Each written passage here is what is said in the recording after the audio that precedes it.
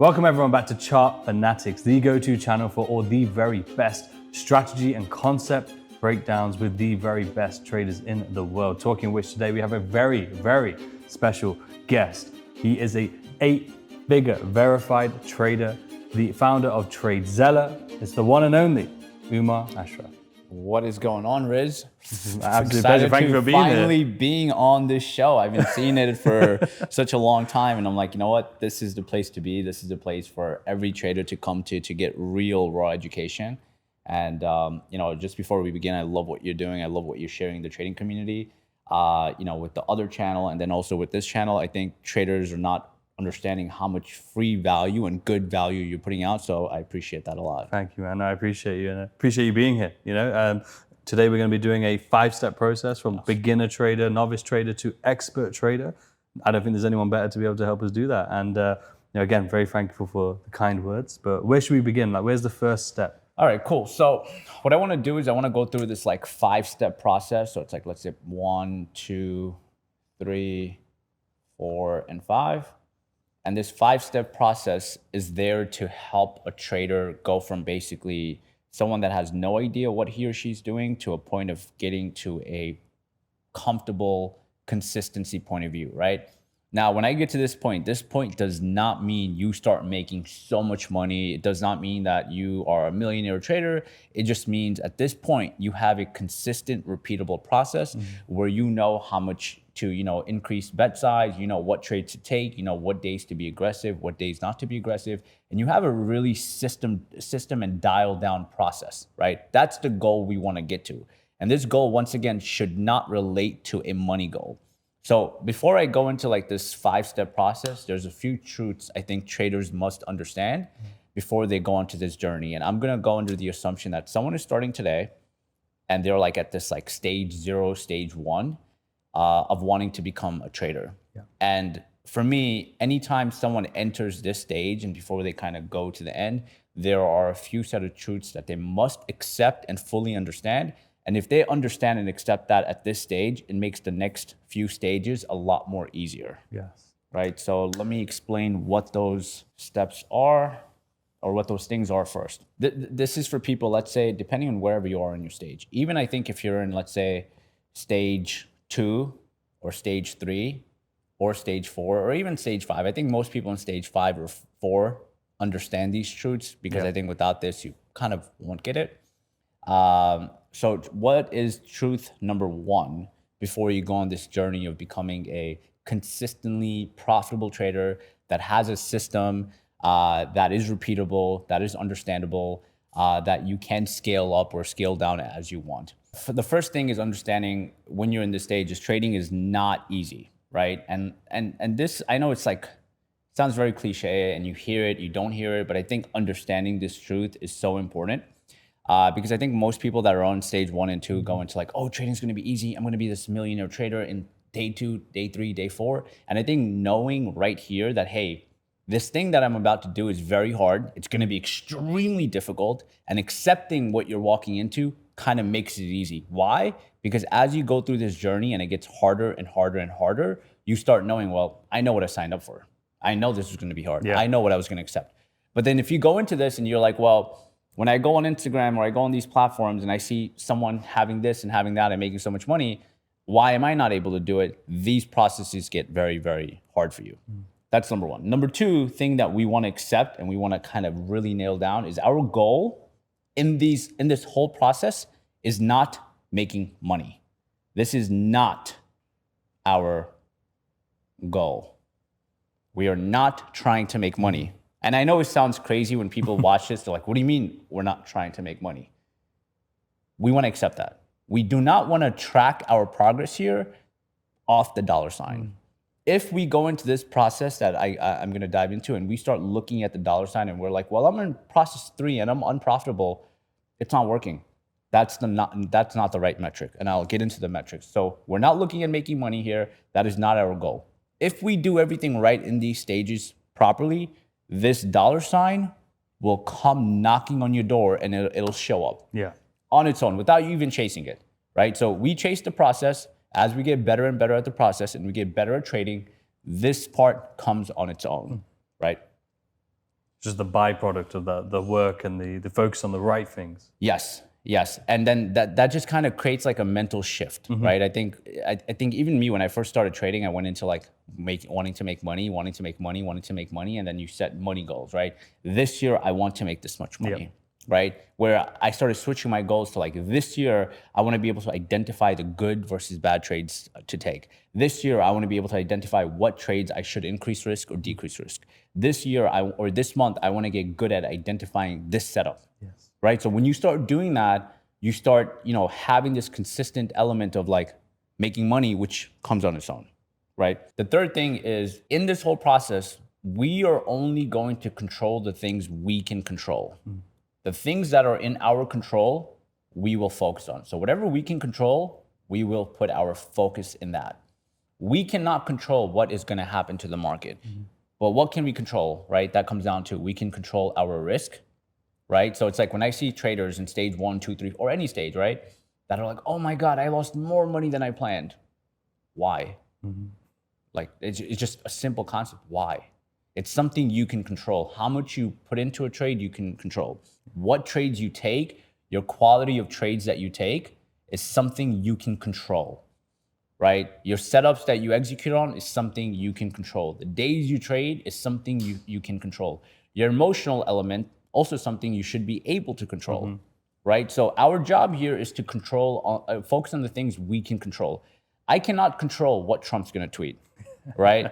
So if I get into a trade and the trade goes the opposite way, and it was because of this unknown variable that I had no control over, I have to let that go. Hey guys, just a very, very quick one. If you're enjoying this playbook and you want to get it sent directly to you, make sure to go on chartfanatics.com, put your email in, and every episode we drop, we will send you a direct PDF breaking down this exact playbook.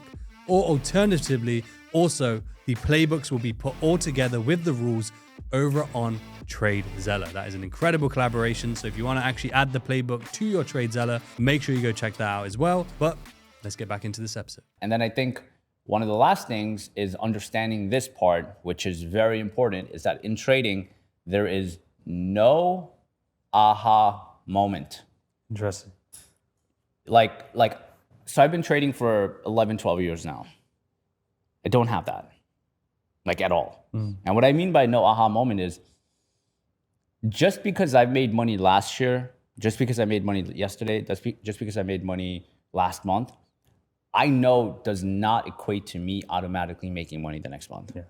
So trading is a game you have to show up every single day. You have to have a good process. You have to be able to adjust the process as needed. You have to be able to adjust to market conditions. And if you're able to do that, you will have the best chance of making money consistently. But if I go, oh my God, I figured it out. And the reason I say that is because I notice when traders go from stage 1 to stage 2 to stage 3, in this stage, they have those periods of feeling that aha moment.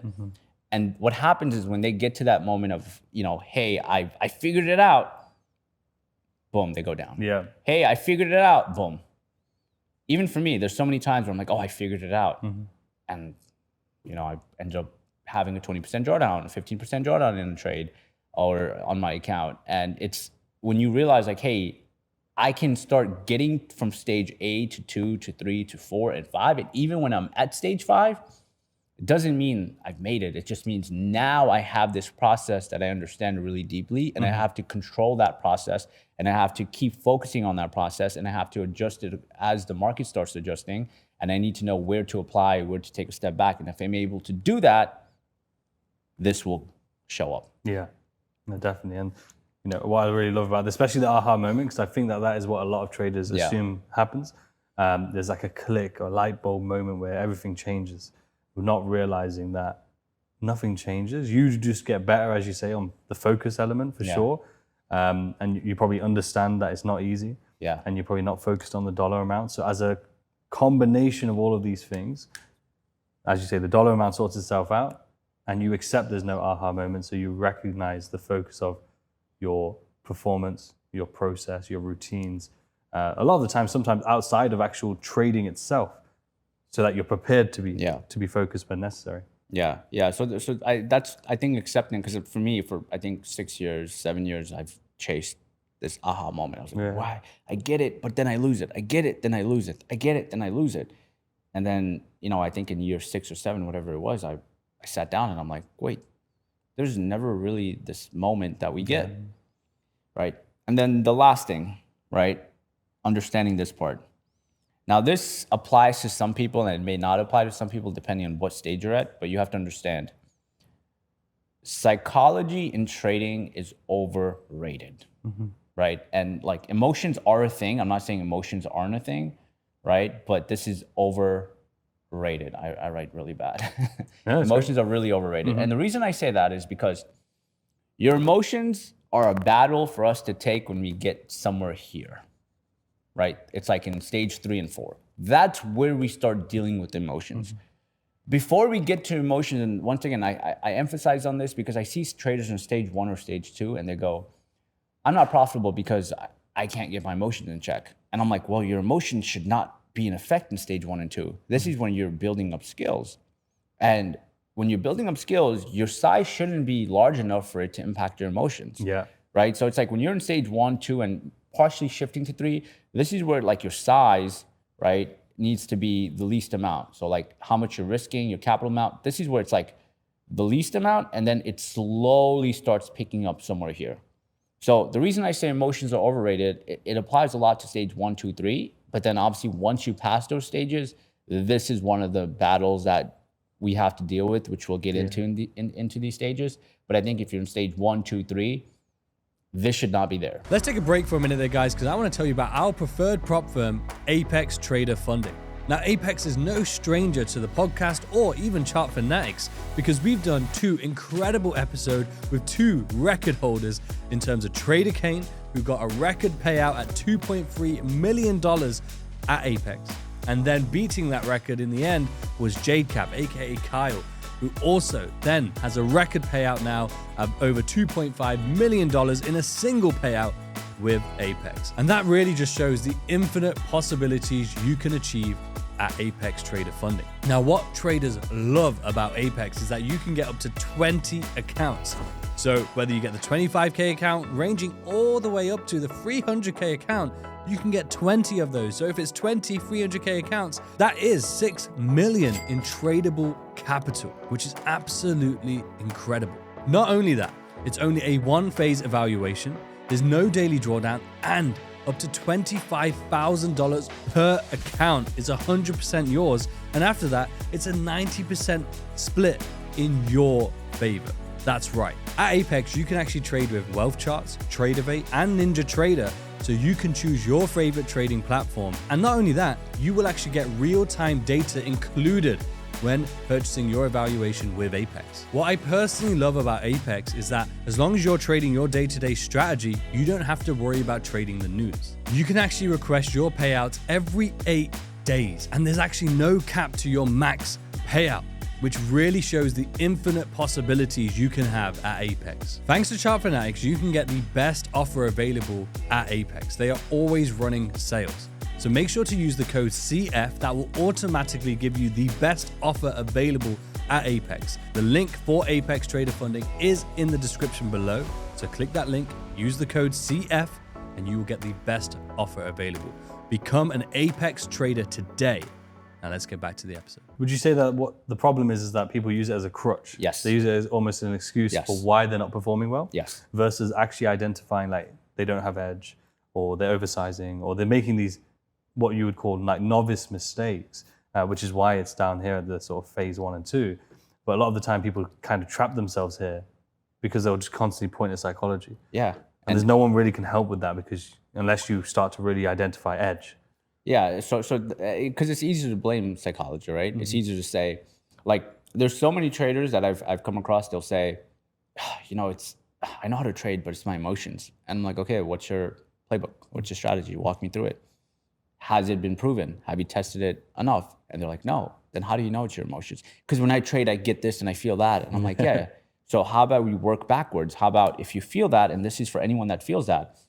So let's say this is strategy and let's say this is emotions. Your strategy needs to be focused first, and your emotions, or let's say capital, needs to be low, right? Not even here. It needs to be low, and then your capital picks up when your strategy becomes more repeatable.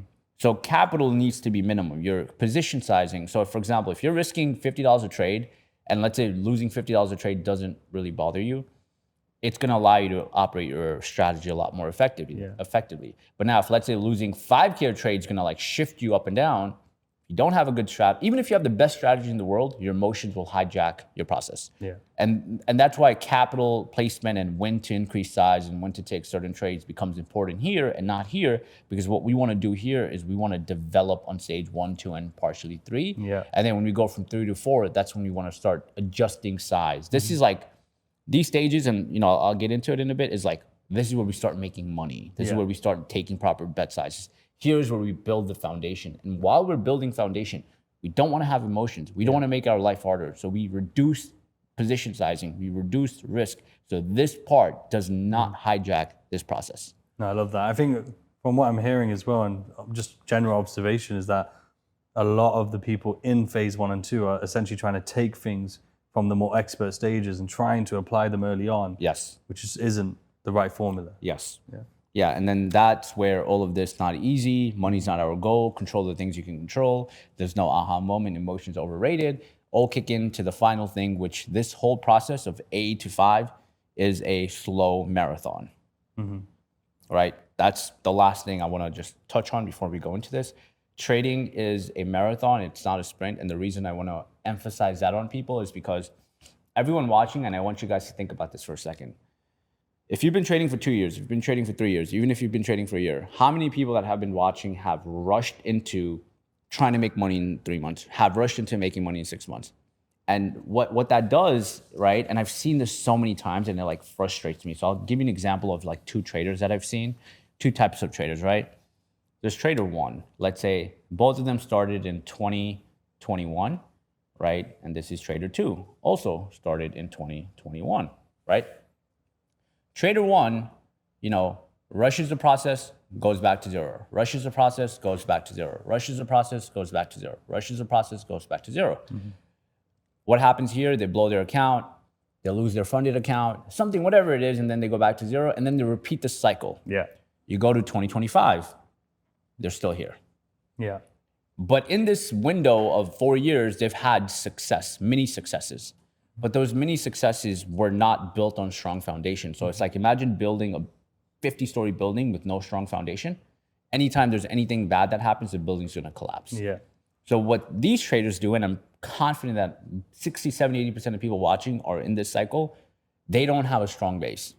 Then trader number 2, who builds a strong base, doesn't get this phase of hype or excitement or success until maybe year 1, or maybe like even year 2 or year 3. And then this trader, obviously the path doesn't look like that, but the trajectory is a lot higher. Yeah. Why? Because this person has spent such a long time in this like flat stage, right? And in this flat stage, they develop themselves. Yeah. And then the hard part about this stage, and the reason people have a hard time being here, is you'll look at someone that you started trading with or someone that started the same time as you, and you're like, well, he or she made money today and I did not. Yeah. So I need to do what he or she's doing. Well, what they don't know is, just to kind of go off your point, is that you're here in this flat stage, doing the right thing, focusing on your skill sets and building those skills. Let's say you're here in this moment, but what you're seeing over here is this guy here, not knowing that a month later or 2 months later, he's here whilst you're still here, building your skills. And then, like you say, you're comparing to this person, I need to be doing that. And then you start making changes and start basically formulating this sort of journey, which you don't want to be doing. And like you said, though, rightly so, because I was in this journey. I remember, and you know, so many traders that I've spoken to have been in that journey, still in that journey. Yeah. And it's almost a trap, because those moments, those peaks, just trick you into thinking you're doing the right thing. Yeah, and I know people that are in that in 4 years, right? I look at their stuff, I look at their stats, I look at their performance, and it's like, hey, you haven't been able to break out of this bubble. Like, you've made no progress. You feel like you've made progress, but you really haven't. But this person, like I have an example of a trader that I know personally, right? His name is Jay, right? And I think he started trading in 2020 or 2021.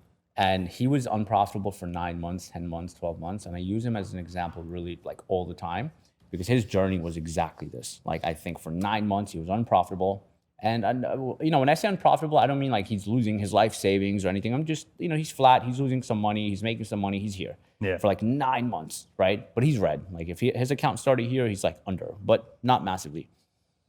And I think it was 2021, his account starts like picking up, whatever.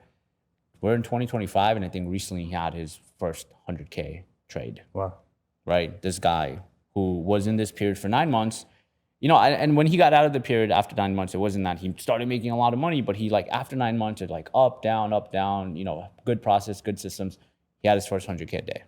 And that day, and the special thing about this day that I want to talk about, it's not that he made the 100Ks. This day is repeatable. There is a process behind it. It's not by random. Yeah. He can do it again. He had a 50K day, 70K day. This process, this dollar value has a process behind it, right? It has a process behind it. Very different than this person also making 100K this day, 100K this day, but there's no process behind it. Yeah. There's no systems there. There's nothing that can make it repeatable. And this person, even though let's say it took them longer in some people's eyes, he has something that he has a strong foundation on where he is in stage 4 to 5 and he has a system he can repeat. Yes. This person does not. Because even with this person making 100K down here, they're going to lose 100K. Exactly. Or lose more than 100K, So then in the end, again, the danger of social media and danger of just being in the space is you'll see this. The making, you won't see this. And there's a lot more of this than there's of that. Yeah. That's the other part. All right, cool. All right, let's dive into all of the stages and the steps and the cool part, right? And this is something where like I can confidently say, I think if people follow those 5 principles, give it time, right? Apply the right strategies and, figure out what the right strategies are for them, they'll have the highest probability at being profitable. Yeah. Like I'm so confident and I've seen it happen. But even people that are watching, out of like 10,000 people, let's say, less than 50 people are going to actually do this. Yeah. But the ones that do it, they'll have a good route. Here's some of the things I want to focus on all of these areas, right? Minus the bad handwriting. Okay, so let's assume everyone is in novice. Even if you're in developing, you're in intermediate, you think you're in advanced, you're in pro. Let's just start from the beginning, right? So there's elements that I think in every stage that are important, right? So it's like, for example, your risk here to, let's say, developing, let's say this is where it starts at 0. Developing, you go from like a 1 to 2. Intermediates, when you start experimenting, you can maybe go from like 3 to 5. And then this is where kind of the scaling of risk becomes like the goal. This is where we focus on risk, right? Mm-hmm. This is where like the risk component becomes more important. Here, risk is something we like nudge with, and I'll kind of get into that. This is where, when you go to novice and developing intermediate, this is where like your knowledge of trading has to be focused on. So you're like, focus on this part of skills is the biggest focus point is here. Not that the focus point of developing skills goes down here, but it's like when you get to this range, your skills should kind of be good. And what I mean by skills, I'm talking about, you should be able to understand market dynamics. You should have playbooks. You should have setups. You should understand what moves the market. You should understand what days to trade, what days not to trade. You should have those levels of skills focused down there. Yeah. Same thing with size. Your size in these kind of 3 stages stays the same, right? Up or down, not a lot. And same thing here, your risk, you can start adjusting. This is where dynamic risk kicks in, right? And then experiment, right? I think this is once again where you experiment the most. Yeah. Right? And then this is where you have a good process. This is where you should be good. Okay? So it's just kind of putting where focus goes in, where focus doesn't go in. And then I think a little bit, I think another last one would probably be psychology. And I think psychology automatically plays a role with dynamic and plays a role with, risk. So this is where, these are like the 2 places where if I was to pick where psychology comes in, right? It's here and here. Yeah. So like you start making the gap from intermediate to here is like the first phase where you should have psychological gaps. You should have emotional, like your emotions, where it should hijack your process or start to hijack it, right? Not saying like that's what we want, but it should show up here. It should not show up in stage 1. It should not show up in stage 2. If your emotions show up in stage 1 or 2, that means you're risking too much. Your size is way too high than what you should be doing from a trader point of view. So in just looking at this kind of framework, stage 1, stage 2, stage 3, your risk stays consistent. You're not having dynamic risk. And what do I mean by dynamic risk is you're not risking, like you're not going in one trade risking $100 and the A plus setup, you're gonna say, well, now on this A plus setup, I will risk 300. Yeah. That dynamic element, you have to have enough screen time, you have to have enough skills to be able to increase that dynamic risk. And then once you start doing dynamic risk, that's where like this part really comes in, the emotional element, right? I'm just gonna put emotions, right? Emotions come in, and that's okay. That becomes like the next devil that we have to deal with. Yeah, But we want to deal with this part first. And what is this part that we want to deal with? That's what I want to like focus on first. So once again, the whole framework here, you guys can just kind of understand it. Experiment in stage 1, 2, 3. 3, we start leaning away. Like 3 is typically like the split part in most cases, right? Yeah. But 1 and 2 is where we just start throwing stuff at the wall. We start getting a feel of the market. We start getting an understanding of what that is. And now I want to walk you guys through stage 1 to 2, what you should be doing in stage 1, what you should be doing in stage 2, and how all of that should look. All right, so let's talk about stage 1 really quick, what everyone should be doing on this stage and what they want to kind of understand. Now, when you guys start, remembering that you won't know everything is fine. So let's call it stage 1, right? Stage 1. This is like novice traders, right? Novice traders, okay? So in stage 1, this is where, once again, we know absolutely nothing. You want to go here with the blank state. If you go into this stage thinking this is the way how things are done and you go in with a closed mind, it'll make things a little bit harder. Here's where we want to have the market we're trading, right? I think everyone getting into the market should know what they want to trade, right? So one thing I'm not the biggest fan of is like, I think when people are in their developing stages, they go, I'm going to trade crypto, and then I'm going to trade futures, then I'm going to trade Forex, and then I'm going to trade options. And it's like, no, let's pick one market, let's understand that market, and let's understand how we want to trade that. So for example, in this situation, let's just say we pick futures, just for argument's sake, right? Yeah. I am trading, let's say ES, S&P 500, trading NQ, right? That's what I want to trade. That's the market. Trading, let's say, New York session, right? This is New York time for anyone that is not familiar. That's the market I want to trade. So that makes things clear. Second thing is I want to start knowing, okay, how do I want to trade? Do I want to scalp, right? Do I want to like day trade? Do I want to hold trades, from couple of seconds to a couple of minutes, or do I want to hold trades longer than just a few seconds to minutes, right? So it's like understanding what type of approach I want to take, right? And by the way, what you pick here is not concrete. So because you say you want to scalp, you might get into stage 1 and you might say, actually, I don't want to scalp anymore. It's not for me. I'm not really good on my feet as quickly as possible. I need something a little bit slower, and that's okay. The idea here is, once again, we can experiment on the stage. We can play around with the stage.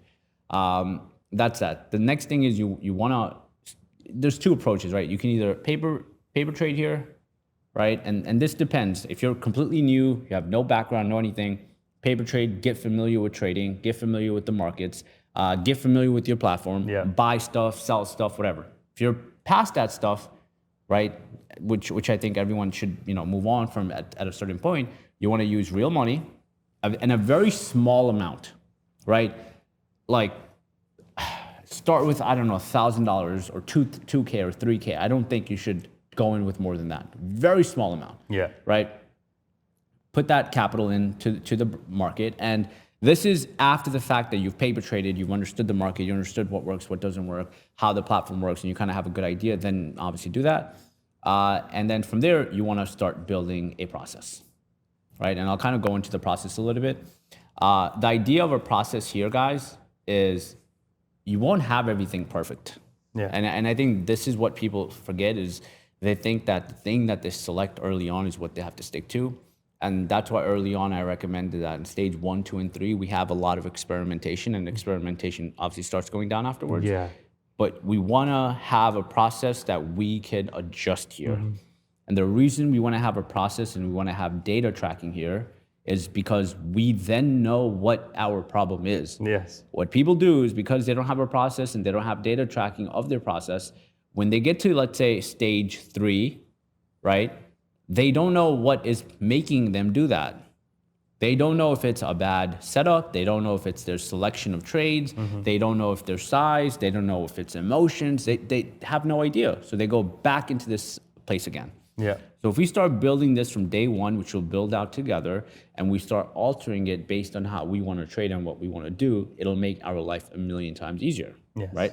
Let's take a break for a minute there, guys, because I want to tell you about our incredible sponsor, TradeZella. TradeZella is the #1 trading tool in the entire trading industry. TradeZella allows you to become a more profitable trader, allows you to make immense progress as a trader, no matter if you're a beginner or an advanced level trader, because it makes journaling easy. It makes journaling something that is fun and enjoyable and something that is interactive. So no matter if you're a crypto trader, no matter if you're a futures trader, no matter if you're a Forex trader, no matter if you're a stock trader, all you have to do is select your broker, your platform of choice, and connect it to TradeZella, and it will automatically sync your trades and pull all of that data onto the dashboard, making journaling and finding your edge and adapting your edge so easy. In collaboration with TradeZella and Chart Fanatics specifically, we are actually getting the playbooks from the episodes that we're filming with these incredible verified traders and adding them as playbooks onto TradeZella, so you can actually go on there and see the rule sets already predefined.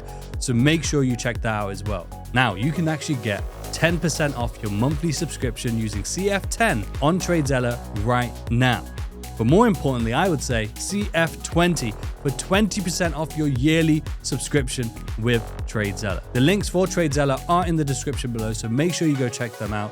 Use CF20, get 20% off your yearly subscription, become a better trader today. Now let's get back to the episode. That's essentially just the essential framework, right? And then obviously when you have this, you want to have risk. I think the risk less than 1% per account, do even 0.5% when you start out. What does that mean? That means if you have, let's say, $1,000 account, you're risking like, I don't know, what is 1%? I'm blank. $10, right? You're risking $10 per trade. That doesn't mean you're investing $10. That means if you are wrong, you will lose $10. You can invest 1,000, you can invest 2,000, especially if you're trading futures, you'll have margin and so on. But if you're wrong, you lose $10, maybe you lose $20, maybe whatever the case is. So you can maybe go to, micros. You don't have to trade ES, you can maybe trade micros. You can start adjusting to have the least amount of risk possible. Now, the problem here is people will say, well, Umar, how will I make money? Once again, going back to my point early on, we're not trying to make money. The reason we want to have the least amount of risk is because we do not want to, we want to be able to take the most amount of trades and be wrong and still be alive. Because capital is the most important thing in the market, and without capital, we cannot trade. So that's why this thing we have to protect. And while we're in stage 1, 2, and a little bit of 3, we want to risk the least amount. So if we're wrong, we can survive to see another day. That's why the idea of making money in these stages is not something we should focus on. Definitely, and just to go back to the left side here, the experimentation I feel like is missing. There are people who experiment, but I think they will go into it through some sort of educational route or some YouTube video, whatever it may be. And they come across, let's say, the market's chosen for them in a sense. The pair and the asset, the trade is chosen for them. The style is chosen for them because of, and again, it's not necessarily their fault, but it's actually going back to, as you said, understanding the expectation, knowing that it's not going to be easy. Like once you actually have the correct expectation, then you can have the right mindset and do the right things, versus if you don't, if you kind of allow yourself just to kind of find yourself into the trading industry and then just kind of following the same sort of journey that most people do, which we already pointed out is that boom and bust constantly, you'll just find yourself there. Where if you want to make those changes, which I think is the whole purpose of this video here, is to go through these stages for you to really elevate and allow you to sort of really become more self-aware, is that regardless of how you come in, you need to understand this element here. The market you choose, you might have come into it on FX, right? In the UK, that's pretty much how most people come across trading, FX, but you never know. You might come in and realize, okay, FX isn't that efficient, it's not really the most regulated, and it's not really centralized. I want futures, sounds better, okay.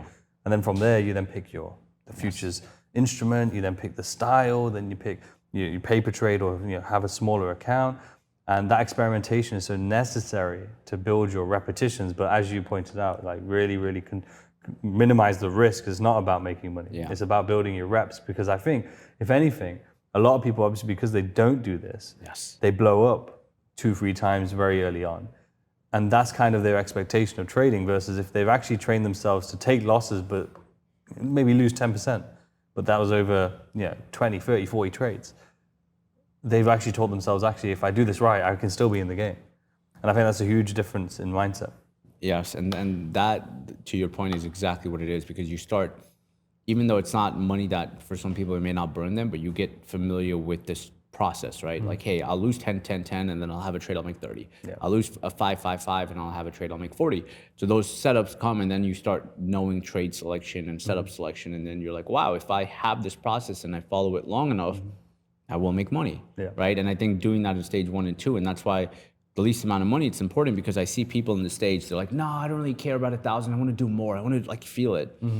And then they lose it, and then they do it again, they lose it, they do it again, and then it's like, you get in this mindset of wanting to make that money back, which is like the worst place to be, and that's like not where I think any trader should focus on. That becomes like I call it like a revolving door, it just doesn't end, because just as we had the illustration before with the 100K examples, that's exactly what happens. You'll be up, and let's say if overall in your journey you've lost 20K, and you're up 10 right now, the first thing that's going to go through your head is, I just need to make 10 more and break even. Yes. And then you lose that 10, now you're 30K down, right? And you just repeat that over and over. Yeah, and something I want to add on to this is, if someone is in stage 3 or 4, and I know they're like, oh, I don't want to watch the stage 1 video, I think going back to the basics of stuff is very important, because it allows you to rebuild up the foundation better, right? So even for me, when my trading breaks sometimes, I go back mentally stage 1, and I'm like, okay, well, like, what am I missing here? What am I doing wrong? Like, what do I need to do to, refix this up? Is there something broken? Like, for example, with the Trump market now, market's very different.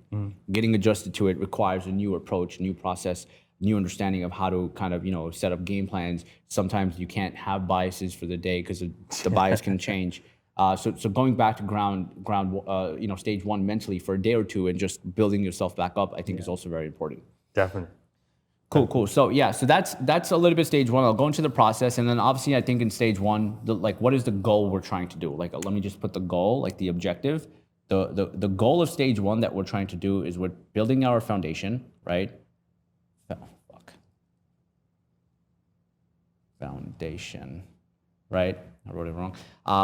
We're building our foundation, right? We're building our process, and we're getting educated here, right? And there's 2 types of education, right? And I think early on we get like videos, and like, you want to buy something online, you watch this video and a lot of other videos on this channel, books and whatever the case is, you can do that on education. And then I think the second one is like screen time. Yeah.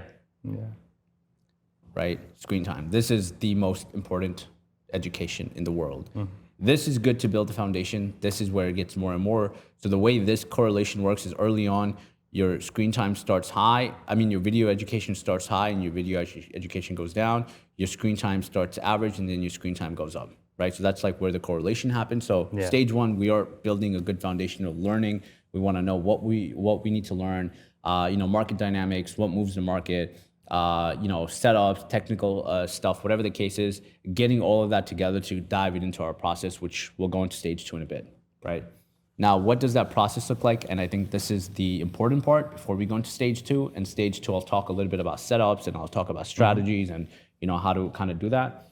But the process is what we care about. So in trading, there's a few things that are not negotiables for us. There's things that we want to really understand, and we want to really kind of identify, right? So there's pre-market, right? Game plan. So every day you guys go into a day, you should have the following session notes, right? You have your pre-market game plan. So this is before you start trading your session, you have a game plan. There's like your actual trade notes. Let's call it live trading, right? And then you have your post-market analysis. Post-market analysis, right? So once again, you have a pre-market game plan, your live trading notes, and then you have your post-market analysis. This is kind of like a little bit of manual work. Yeah. And then from this, then you have like your trade data, right? And I want to help you understand what that kind of looks like. So pre-market game plan. So what do we want to do every day is before you go into any session, you want to have a game plan that approaches that particular session. So what would that game plan look like? So for example, let's say tomorrow is Monday. I would say for Monday, my game plan. I am watching ES, right? As I'm watching, actually before I even go into ES, when I go into my game plan, I'm looking at all the economic events that possibly have moved the market last week and are moving the market. So it's like last week and this week. And the reason I say last week is because I want to have this foundation of what moved the markets, what is the sentiment of the market, and what is happening this week. Once again, guys, because we are in stage one, you will screw up really bad here. You will not get this right. You will have bad analysis. You will miss stuff. This is okay. This is why it's stage one. This is why, like for me, a lot of times I've learned so much from just an economic point of view by observing the market, watching the market, taking notes on it, going back to it. Yeah. Then it's a game plan of like the setups and the trades. So for example, if you're watching ES, right, your game plan could be, what is it you're watching with ES? I'm watching, these are my levels. This is maybe my bias with the S&P 500. If we break this level, this is the trade I'm looking for. This is like my key inflection points, right? This is where my supply is. This is where my demand is. This is just kind of the framework for this particular name, or it could be the market, and you kind of go off that. So you make that whole pre-market game plan. Once again, this is something that I think it's better to add more and then cut down than to like have nothing. Yeah. Because here you want to write your thoughts, and your thoughts could also be something as like, I think the market is going to go up today because of this. That's okay. Yeah. And the reason that's okay is because when you write that on Monday and then you review it at the end of the day, you're like, oh shit, I missed this. Yes. You go to Tuesday, you go back to Monday, and you compare it. You start looking at what you're missing here. You start going, well, my game plan was to do this in ES, but I missed the economic event that was coming at 10 a.m. I was looking to trade this week, but Powell speaks on Wednesday, and typically I've noticed when Powell speaks, the market gets very flat. Yeah. Oh wow! You start noticing these clues, and I can tell you these clues as much as possible. You can, someone else can tell you. You can watch a YouTube video, and you'll have the foundation. But it's like when you write these things down and you observe them, they stick with you a lot more, right? So for me, a lot of times, like my trade selection and my day selection came a lot from those reps of like, oh well, this week, we have earnings coming up. Market, when there's earnings season, doesn't really move, but the names start moving after earnings. Yeah. So for example, if Tesla has earnings, right now, we're like currently while we're shooting this, earnings season is going on. I'm not trading names around earnings season. I'm not looking a day or two after, maybe the day after, depending on the move, and I start formulating trades then. Yeah. Right? And that comes from having a plan, having your live trade notes and post-market analysis, which I'll get into, and adjusting this as per the sessions keep going, because this will give you a lot of value of your thinking pattern. Like everyone here has their own way of processing data. Like this is, let's say, data. Everyone connects it differently. The only way you'll know how you're connecting it and how you're connecting it right or wrong is by doing this repeated process over and over again, especially in stage 1, 2, and 3. Yeah. And obviously we're going to continue this on all stages, but these stages where you will have the biggest learning. No, definitely, because the one thing that really stands out to me, as you said, is writing it down. Not only do you sort of remember it and you sort of more deep learn it, but also to assume that you're going to remember it just in your mind every single day. Like you might remember the first day, maybe. Yeah, most of the time once the market's alive and you're sat there, everything you planned out and thought in your head is gone. So like this process of actually creating a game plan, writing it down, it's a simple step, but so powerful, because once you have a collection of this, you'll be able to pick up on the fact that, okay, as you mentioned, economic event, you missed it, but then my analysis was correct, okay? Or economic event, I planned not to trade, I took a trade, I've taken an L. Yes. Once you start collecting these over time, especially in stage 1, then it's almost like not speeding up the journey, but at least it's doing the right steps for you to be able to review, keep a record of everything that's going on, and that's what's going to build the reps. Yeah. That's where your better decision making, your clearer decision making will come from, versus what most people do, and I know I did it in the beginning as well, is it just everything's in here, and you think, oh, I remember, but you forget the trade you took like in the morning. Sometimes if you are going overboard, and that's just not good, because then you have no reflection at all of what happened at the start. What was my actual plan? Yes. What was my actual thoughts? And same with the post-market analysis.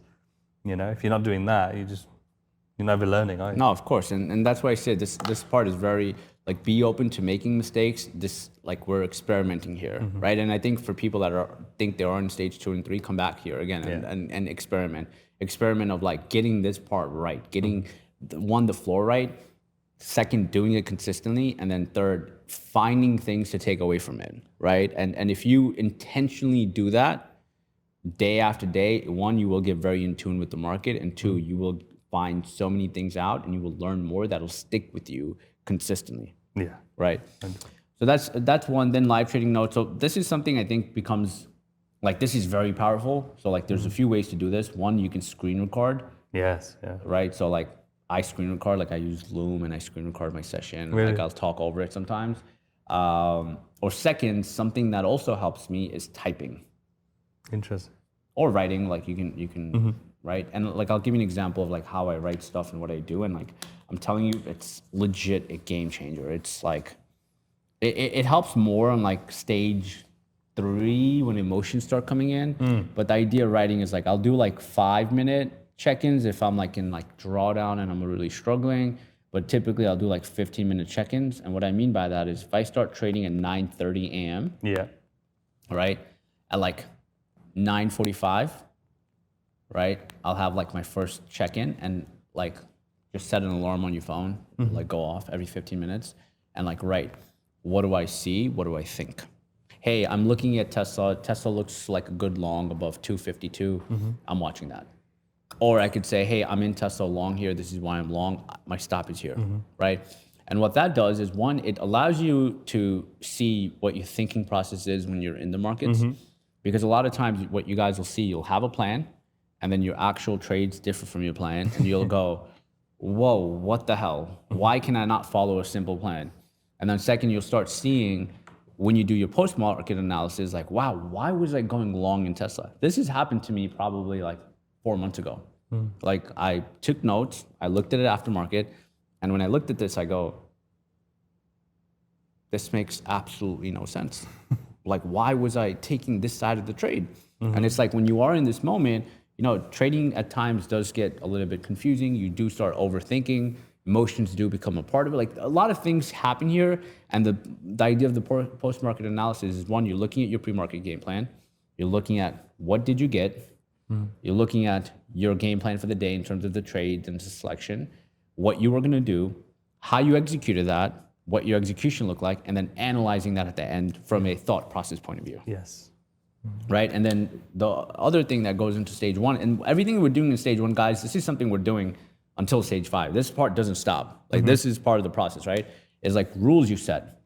And all that happens when you go from stage 1, 2, 3, 4, 5 is like, these processes get more defined, they get more easier, they get repeatable. And this is what I was saying early on. When you have this, the process becomes very repeatable. So going to rules, as I mentioned early, we want to control things we can control. So like, some rules I have is like, I don't like to trade past 11 a.m. Eastern time.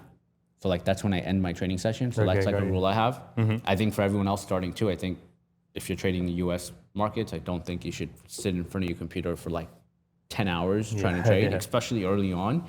You guys early on will have more, you will, not even early on, later on, you will learn more off the screen than on the screen consistently. If you spend 3 hours on the screen and you spend 3 hours off the screen looking at what your thought process was, you'll learn more than sitting in front of a screen for 6 hours, right? Do you feel like that comes down to the fact that when they're on the screen, a lot of the time, they're not really clear anyway. There's a lot of chaos going on. A lot of the time, they're probably, again, taking information from someone else. So therefore, it's kind of like influence decision versus if you're focused off the screen, you know, on your trading, their decisions, what they've done, what they control, essentially what you said earlier. That's why it has such a more profound impact on the trader, because it's actually what's within their control. It's actually what they've done versus just what the market's done. You know, Yeah, why yeah. the market's moved sideways, why the market reacted to this area. This is much more important and powerful because this is directly your track record, if you will, your actions within the market. Yeah, no, exactly. I think it comes down to one. I think after a certain point, like the U.S. market doesn't really move as fluidly, yeah. right? Like typically after 11, 12, action starts dying down. Second, I think you get, mentally we don't have the mental capacity to sit in front of a computer for 4 or 5 hours Yeah. and make really high important choices over and over again and execute at a high level. So that execution quality after time goes down because our brains get tired. And then I think third is, I think overall we don't need, like the idea of trading, in my opinion, is freedom, right? Like that's why you want to do it. But if you're chained down to your screen for 10 hours and you're not really making any progress, it makes no sense. Yes, Right. So to me, it's like, hey, if you have this rule of getting off by 11 or 12, let's say even 12, I think early on is fine. You kind of limit your trade selection.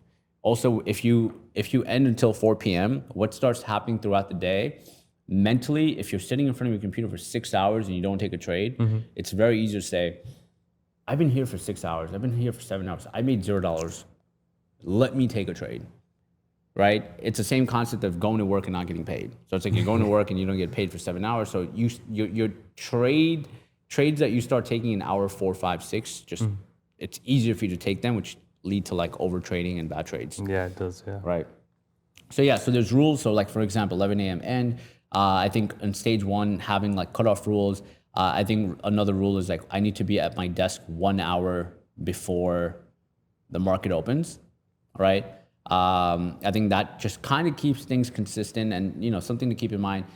Everyone loves that trading. You don't have a boss. You don't have anyone looking over you, but that's also a really big con because I think most people need that structure. Yeah, so definitely. I think setting that structure up for yourself and following it is really important. And then I think the next one is like how much you're risking, right? Hey, I'm risking, let's say I'm not allowed to lose no more than $50 per trade. Yeah. Following that and making that, especially in this stage, making that really consistent, making sure that you are doing stage 1, stage 2, stage 3 of your notes every single day. And like this could be just your basic rules, right? This is it. I need to have a game plan. I need to be in front of my computer 1 hour before. I need 11 a.m. I end. Risk no more than $50. Even trade count. I think early on, limit your trade count. Limit yourself to like maybe 3 max trades a day. No more than 3. Yeah. I think what that does is I think when you limit yourself to a few trades, you're more cautious of like, well, I only have 3 trades today. Let me use them wisely, right? And the other flip side of this is like, you'll hear traders say, well, what if you have a very good day and the market's moving and you should take 10, 12 trades? And I'm like, yeah, I agree with that. But stage 1, yeah. that's not what we're focused on. I love what you said there as well, in terms of traders are just by themselves. Yeah.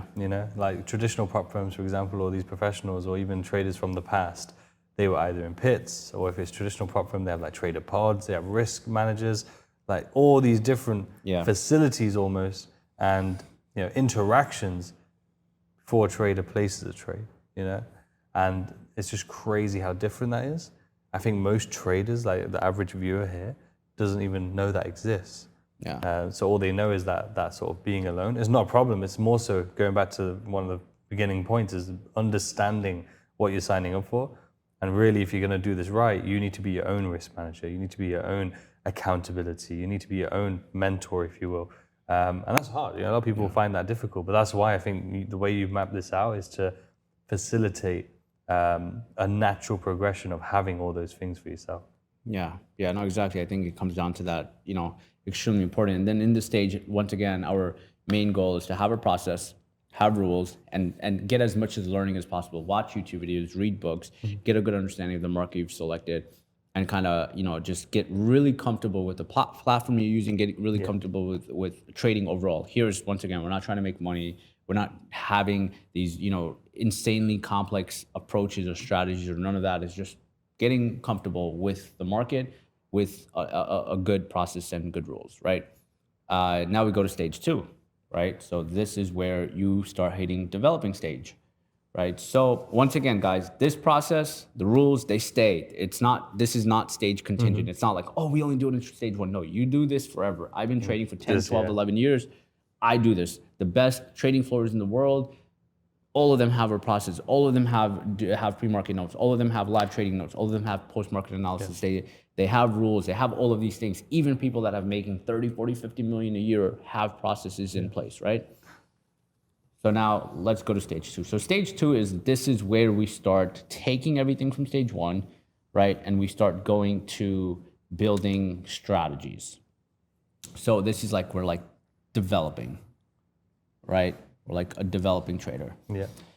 So strategies / playbooks, like the goal here is for us to build playbooks. So what should you have by now? What should you have? And like stage 1 typically is like 2 weeks to 4 weeks. It's not a long period you're in, Okay, right? got you, yeah. These are the stages that end up being long. So stage 1, you're like 2 weeks to 4 weeks. It's a lot of experimentation. It's a lot of comfortability. It's a lot of just learning. Some people might be in it for 2 months. It just depends on how well you can read the market, right?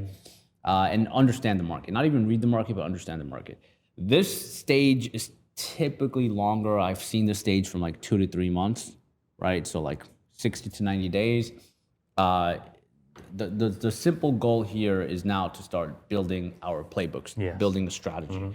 So like we want to have an approach, right? And then the way this approach kicks in is if you have that healthy process that you built and you have healthy rules and you limit your risk amount and you know the right things you're doing on a day-to-day basis and you follow that for a month straight, you go to stage 2. If you didn't do that for a month straight, you're not mentally, you shouldn't go to stage 2. Stay there, right? Stay there.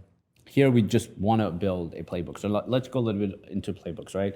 So building this comes a lot down to the strategy, the approaches. I know there's like ICT, SMC, there's like order flow. There's like so many different ways to trade. And the one thing I want to say right away is there is no one way to trade. So I won't come on here and I won't say I'm not going to be that person that says I don't trade ICT, but I won't say ICT is bad. We have Jade Cap, who trades it. Yeah. And he had his 2 point whatever million payout. It's crazy, I know. So like, I don't want to say there's strategies that are bad. If the strategy you have is proven, it is tested, it makes sense, and all you have to do is scale up, go with that. Yeah. But get rid of the idea that I want to pick one strategy and that's the best strategy and this is the worst strategy. And also we don't want a strategy hop. I think what happens is people don't have strategy hop. So for me, I trade with order flow, right? I have a few different strategies and playbooks. Let's say I have my opening drive. I have my morning top setup.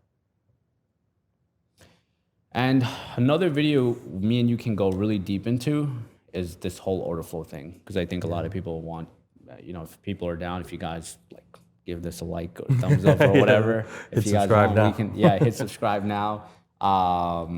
We can do a whole 2-hour thing on order flow, because this is probably a 3-hour video, I think. And then we can go into deeper setups, right? But there's approaches. So the idea that I'm trying to create here is you need to know what your approach to the market is, what your market understanding is, and then your setups come. Yes. I can't have, let's say I talk about my morning setup, and what I use in my morning setup is I use order flow as one of the tools or one of the approaches I have for reading the market. And you don't do that, but you're trying to take my playbook and you're trying to apply my playbook. And I see that happening, right? So it's even when you're seeing someone's playbook, someone's strategy, you have to understand what is the thesis of this playbook. What are they trying to understand? So for order flow, even eliminating this word, this is basically just the action between buyers and sellers. So I'm just looking at the auction to identify strength and weakness, and I'm looking at these setups to identify who is more in control in just simple theory. So when I go to, let's say, I don't know, ICT, for example, what are they looking at? What is their basis? What is their approach? And then what are the playbooks or setups that come under here, right? What is the playbook that comes under here? So it's if you are watching someone's video on this channel, for example, which I think, by the way, is, I'm not even saying it because I'm biased, but actually I think this is probably the best YouTube channel out there, and I'll tell you why. Because I think you get to see people's playbooks and you get to see actual strategies, which honestly, genuinely is insane. No joke. I think that's nuts. I'm surprised you pulled it off.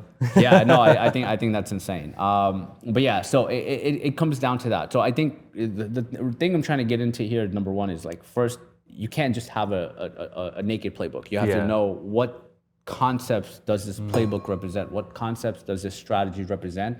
That would make sense, because you need to understand, like if there's a morning top setup, which I'll kind of explain in a bit, why does this go up or down, right? And once you understand why it goes up or down, or what is the reasoning we're looking for, and that derives from this, or that derives from this, or whatever that is, it gives you a better understanding. So that's why in stage 2, as we're developing, we are trying to understand. And this goes into like this concept of like patterns, right? Just to kind of take up some space, just to make this up. It's like when people see patterns, right? It's like they'll see a pattern where it's like, oh, well, you know, I hate thinking about patterns, but let's say you have a head and shoulders. You have a double top pattern, right? Or a head and shoulders, right? Whatever pattern there is, and they're like, oh, well, you know, if we hit the top twice, that means the trade's going to go down. And it's like, no, I think that's very stupid to think about it from that approach. The approach to think about it is to understand, well, why did it reject here? What is going on here? What happened around here? What is the direction and sentiment? So for example, if you take a trade, right? Let's say this is all you see, but you take a trade that opens up really strong, pulls back, has strength here, continues. Will you short that? Probably not. You'll probably assume that, hey, the transactions and the activity that's happening here is a lot stronger than there. It makes more sense to go long. It doesn't make sense to close your eyes and say, oh, it's a double top pattern, let me go short.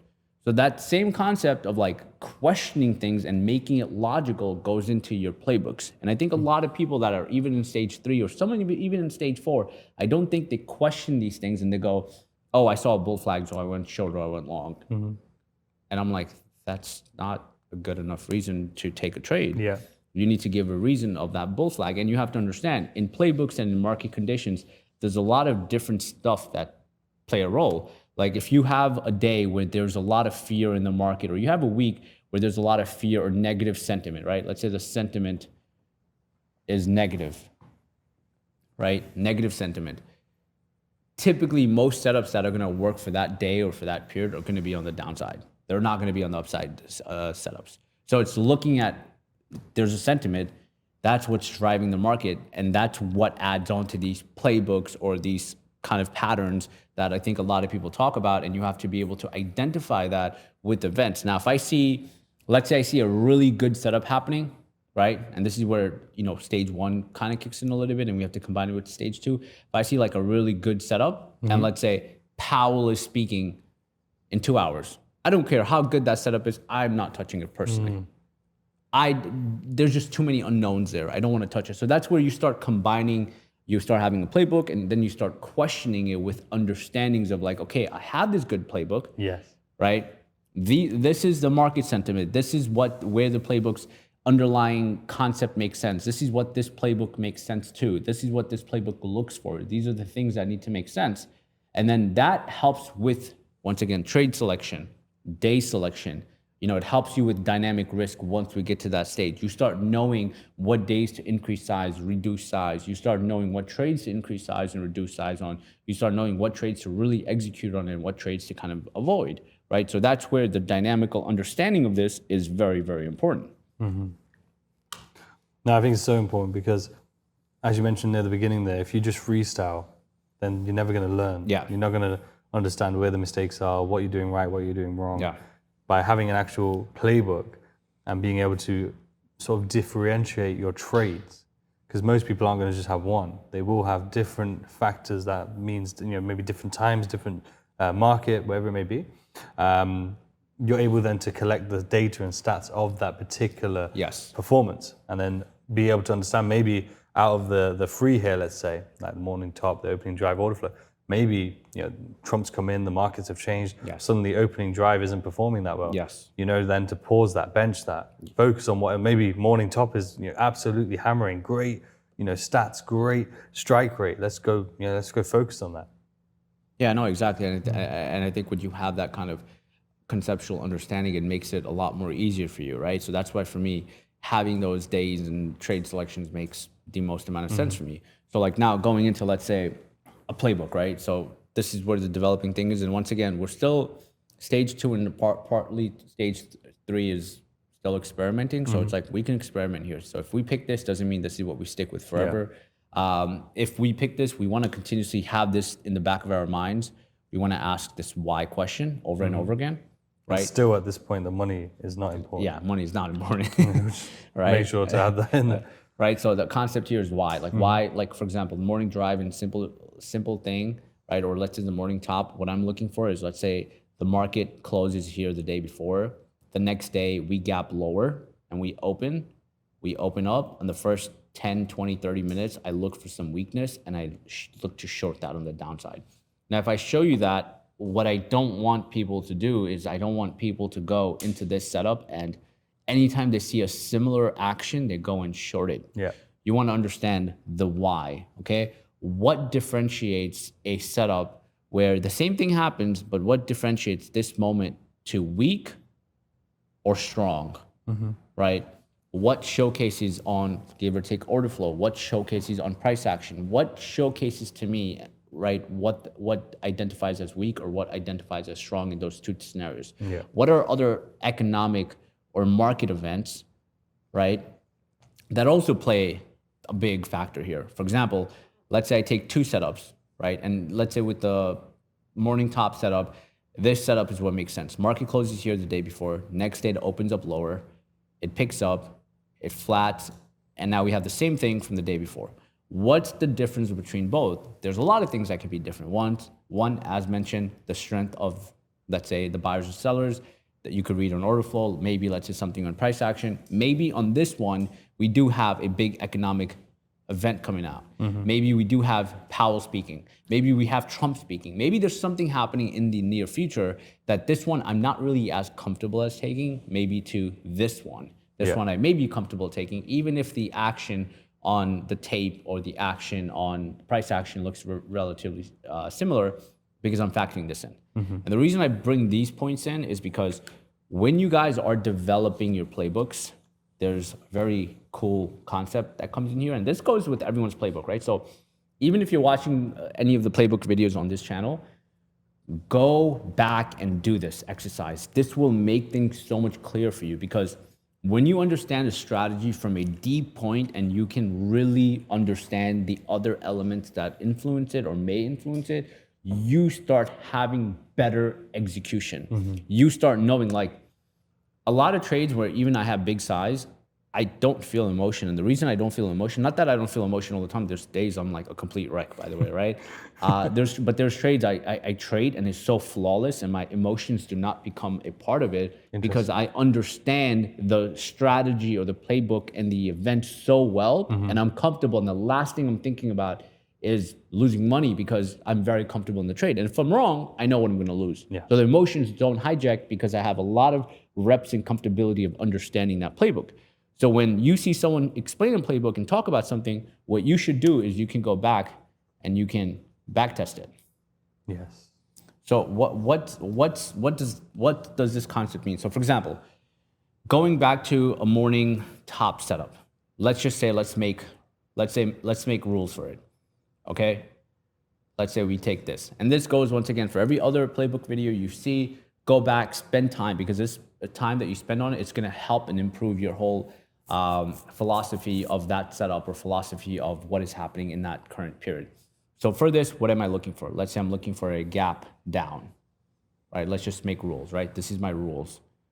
For this, I'm looking for a gap down. What does this mean? That the market opens lower than yesterday's close.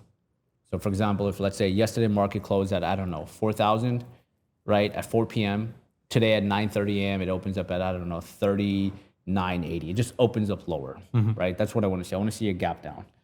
Second is this setup for me is usually within the first hour max, maybe let's say 5 minutes to an hour. This is when I'm looking at this. I'm not looking at this 2 hours or 3 hours in. So I think having an idea of time is also very important to know when I'm looking for this.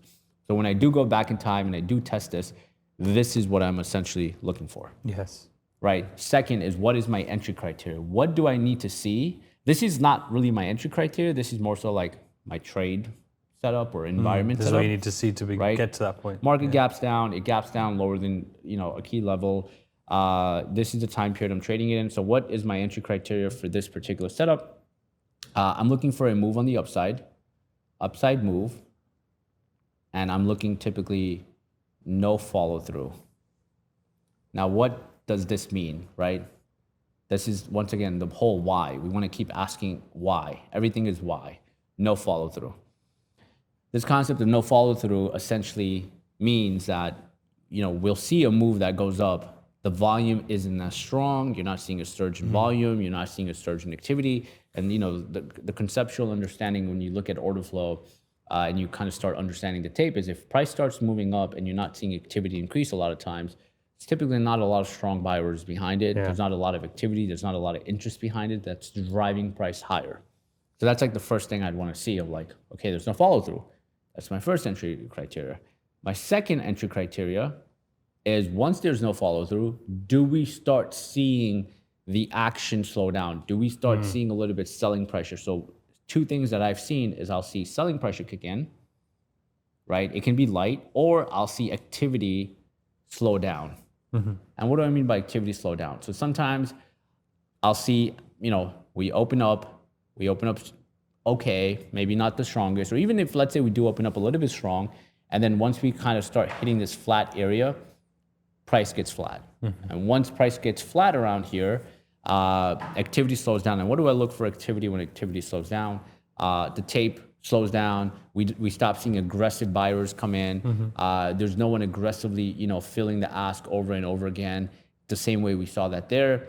Once that starts happening, if we are at, let's say, a key level, an inflection point, that's where we're moved into.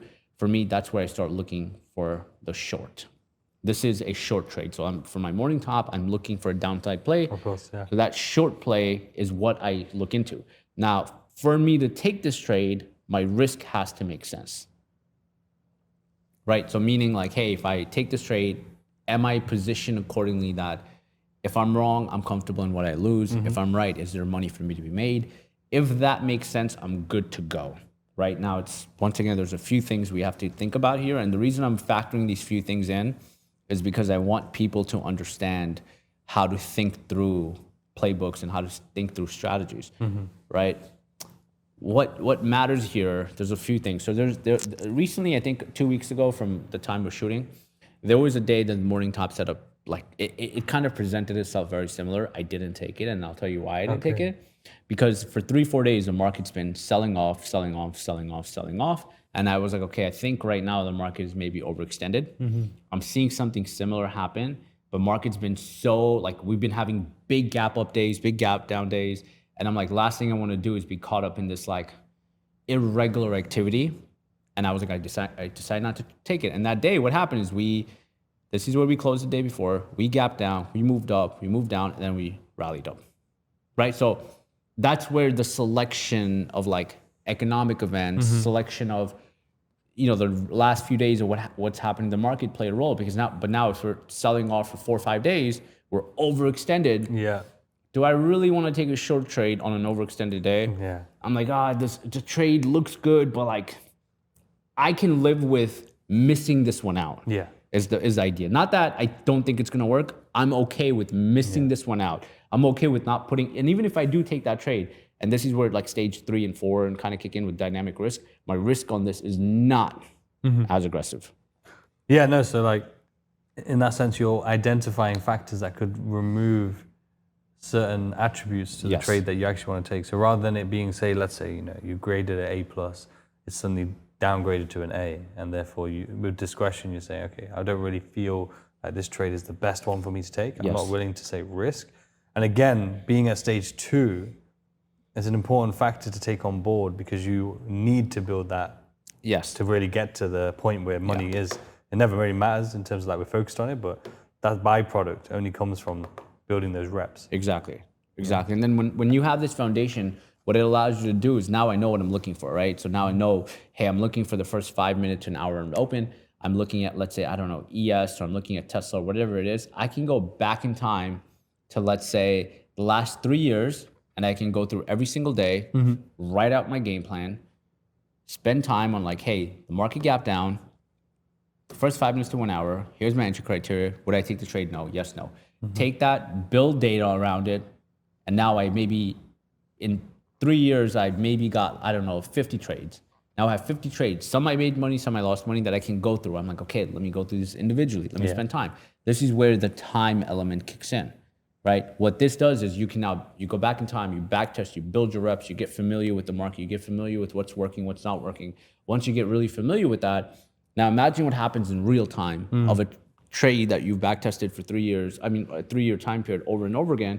You get so comfortable in seeing these moves that you know how to execute it, when to execute it, when it may work, when it may not work. And obviously not everything is going to be in the same environment, but you get more comfortable. And that's where when you get this, any kind of strategy, the idea to go back in time and back test it, play with it, have the strong understanding, I think is something that every trader in stage 2 should be doing, right? That's why you'll see like traders in stage 4 or 5 really don't back test. They kind of have things down and they have enough experience and reps to execute stuff. But I think when you're in stage 2, like, why not accelerate your learning curve and try it? And you might try this and you might say, it doesn't work, it doesn't make sense. Okay, go to another one.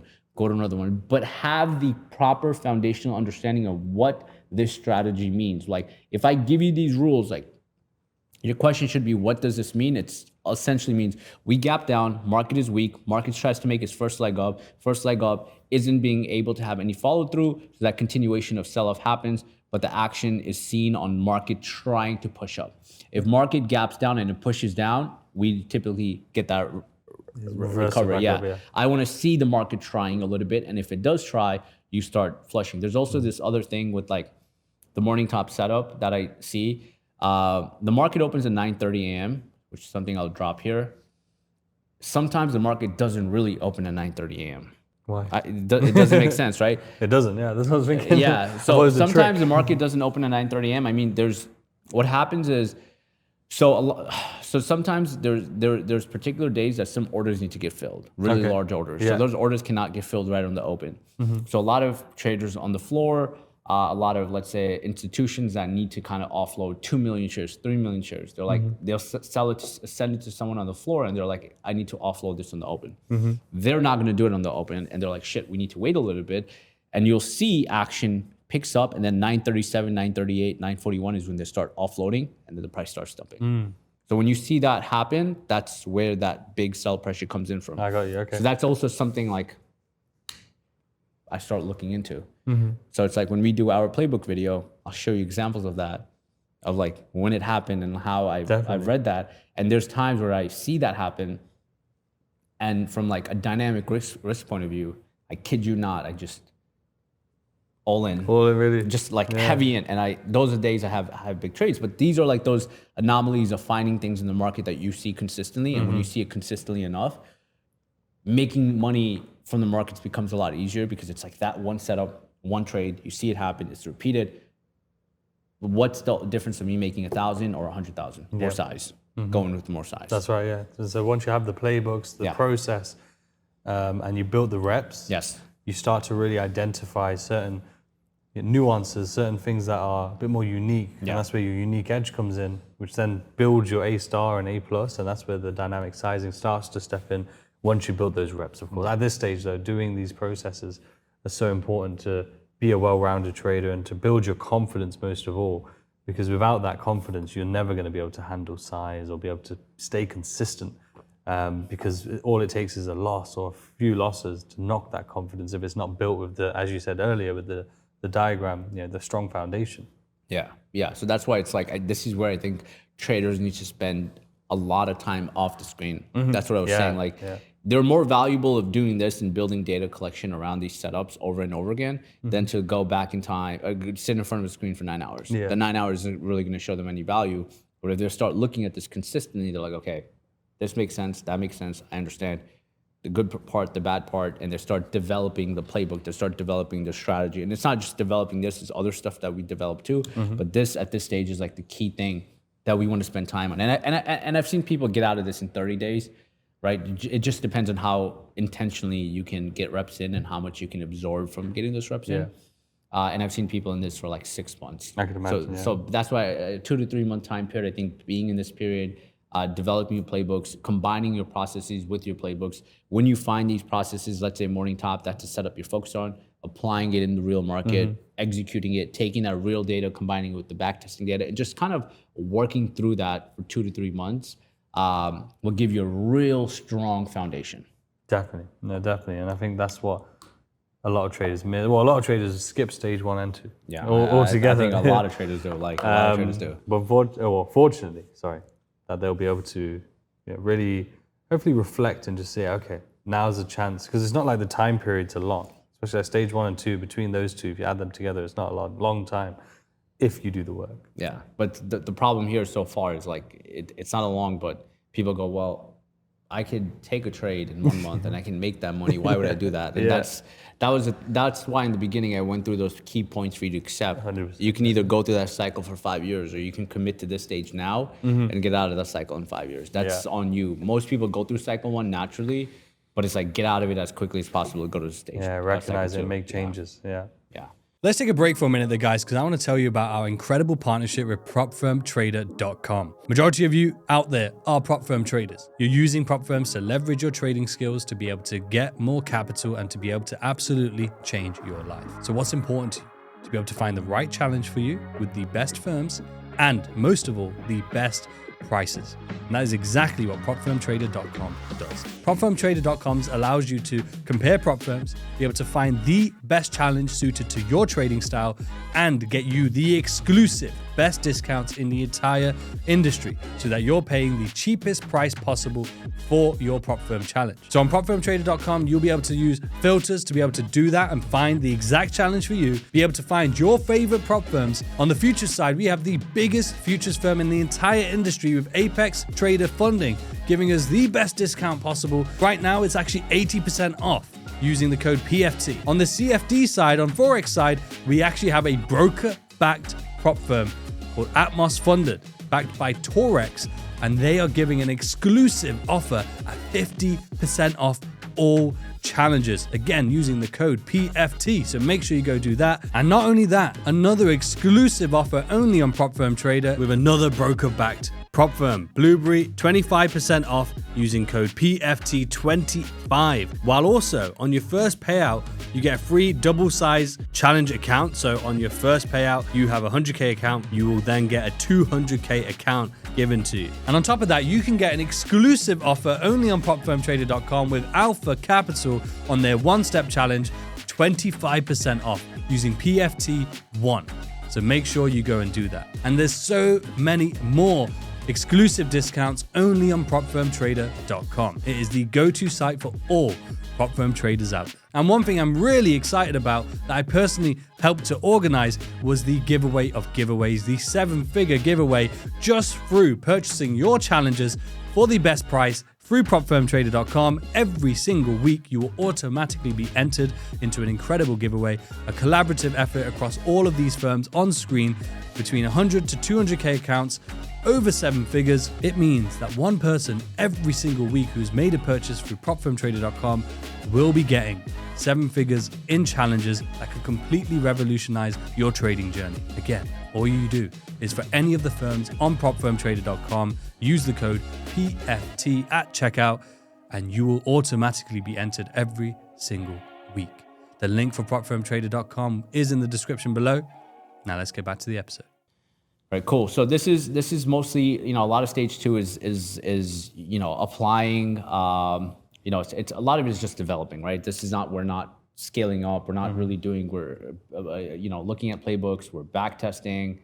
We're taking some real trades, right? We're making sure we can follow our rules, right?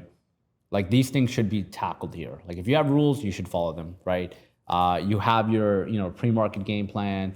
You have your, live game plan. You have your post-market game plan. Like you're doing this on a day. You're doing your weekly recaps. You're doing your daily recaps. You have daily. You have weekly, right?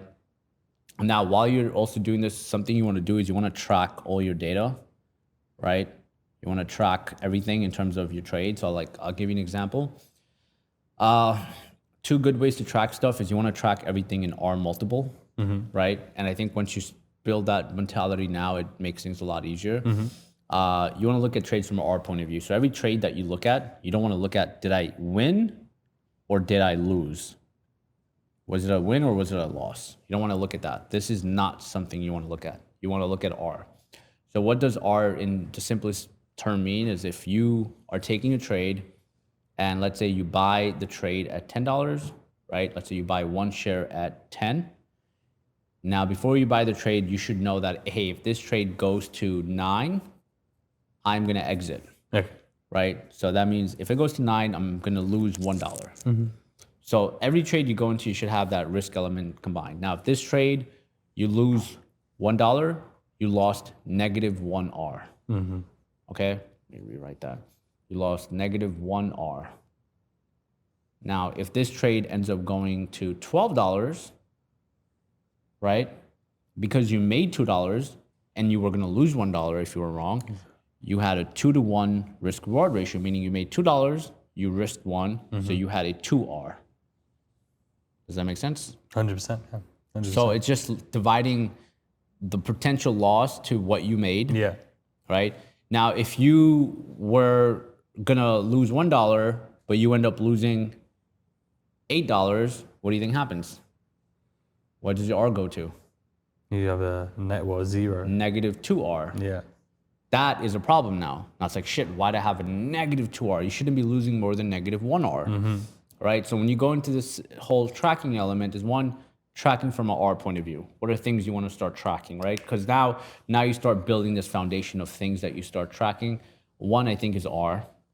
In R, the second thing you want to start tracking, and this is something that I see people, mess up as well, is how effective is your stop loss, right? Like, if you show me 30 trades and I ask you, well, how effective was your stop loss? You should have an answer for me where it's like, what do I mean by effective? Where it's like, if you buy a trade here and that's your stop, how many times does this happen?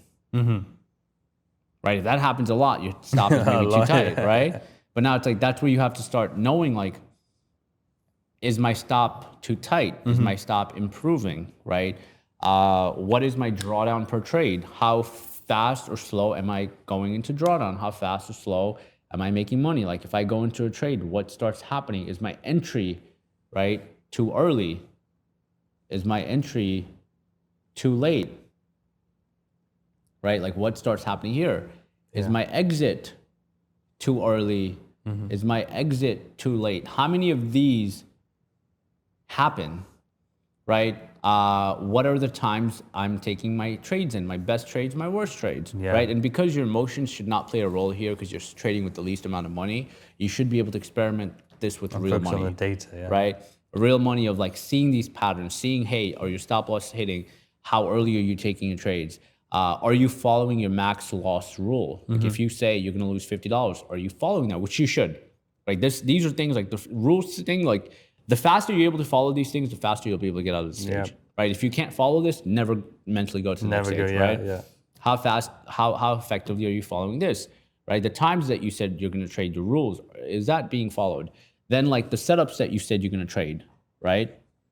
Setups, or your playbooks, are you executing them based on the follow rules, right? Then in terms of your findings, what are your findings, right? Findings in terms of like, hey, this is what I learned about the market. This is what I learned about market dynamic. This is what I learned moves the market. All of these things, and what you should do when you do your weekly review, you should put all of these things into a document and you should write it out. Hey, this week, these are things I learned. I learned like shit when Powell does talk, market does move.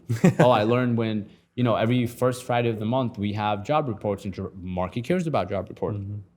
I learned that when Trump tweets, market goes crazy, right? Like you start picking up on those things. And then you do that on a week-to-week basis to a month-to-month basis. You start noticing your problems.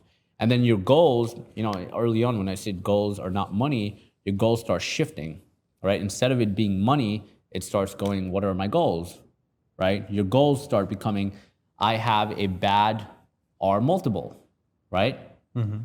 So my goal is to make my R multiple improve. How do I improve it? I have many trades where I lose more than -1 R. What does that mean? That means I don't follow my stop loss. So I need to make sure I start following my stop. That's one of my goals for this week. I need to make sure I follow losing only $50 per trade. I realize that when I do make money, I immediately go into my second trade. So I rush my second trade. So this is where you start having those processes into this developing stage of like, okay, this is the problems, this is working, this is what's not working. Well, to your point earlier in terms of stage 2 or even stage 1, but particularly stage 2 is, as we just mentioned with Trump, for example, like you might have been trading last year and then coming into this year, the markets have changed. And therefore you might have to come back to do this stage again, even if you've been at stage 5, for example, for the last 2-3 years, because the playbook might not be working, or you might need to start tweaking some of the R multiple, the risk maybe amount, or the ticker that you're trading, or reviewing the days and the times, etc., because there's such a shift in the market. So like this is as you said earlier, a universal stage, but so integral, and it's not something that you do once. It's something that you have to do to begin with to really build your stamina as a trader, your resilience as a trader, your confidence, and your systems and your processes, your playbooks. But it is something that if you've done it correctly one time, it's something you're going to lean on in the future. As market conditions change, as you need to review your performance potentially. You might have had a bad quarter and you need to review that performance, and this is essentially where you're going to come back to. Yeah, so that a lot of here is just developing this thing, and like I said, the big thing here is just data collection, right? And then once you have data collection and you start knowing the mistakes you're making, you start building your playbooks, you start making the mistakes and you start applying it, is where we start going to like this like optimization / intermediate stage, right? This is where we start really applying and we start optimizing the things that we've done, which is like stage 3, right? This is where you should be an intermediate trader. Yes. Not making money, but you should have your playbooks established. You should have back tested for a good amount of time, and you should have built a good foundation of the markets. You should have your rules, and these rules will adjust as time goes on. And as you start saying, well, you know what, not until 11 a.m., let me do it to 12. You might say, instead of taking 3 trades, I'm going to take 5. I tend to take more trades, and I get 1 to 2 winning trades. You might adjust something with your process here, and this is all open. Like, this is not something I want to be so opinionated on, but this is just a framework that you should follow.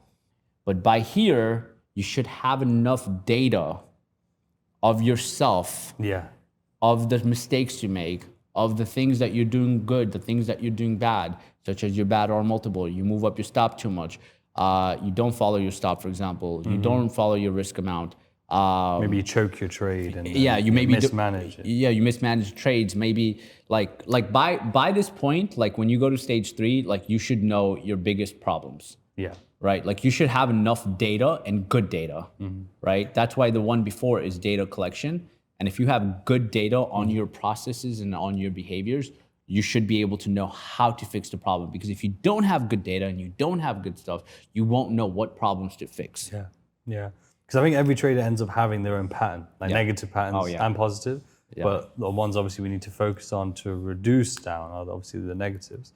And it could be a whole different things. Like normally, I think there's reoccurring themes with individual traders. For one person, they might be choking the trade. Another trader might be cutting off profit too early, too much volume too early.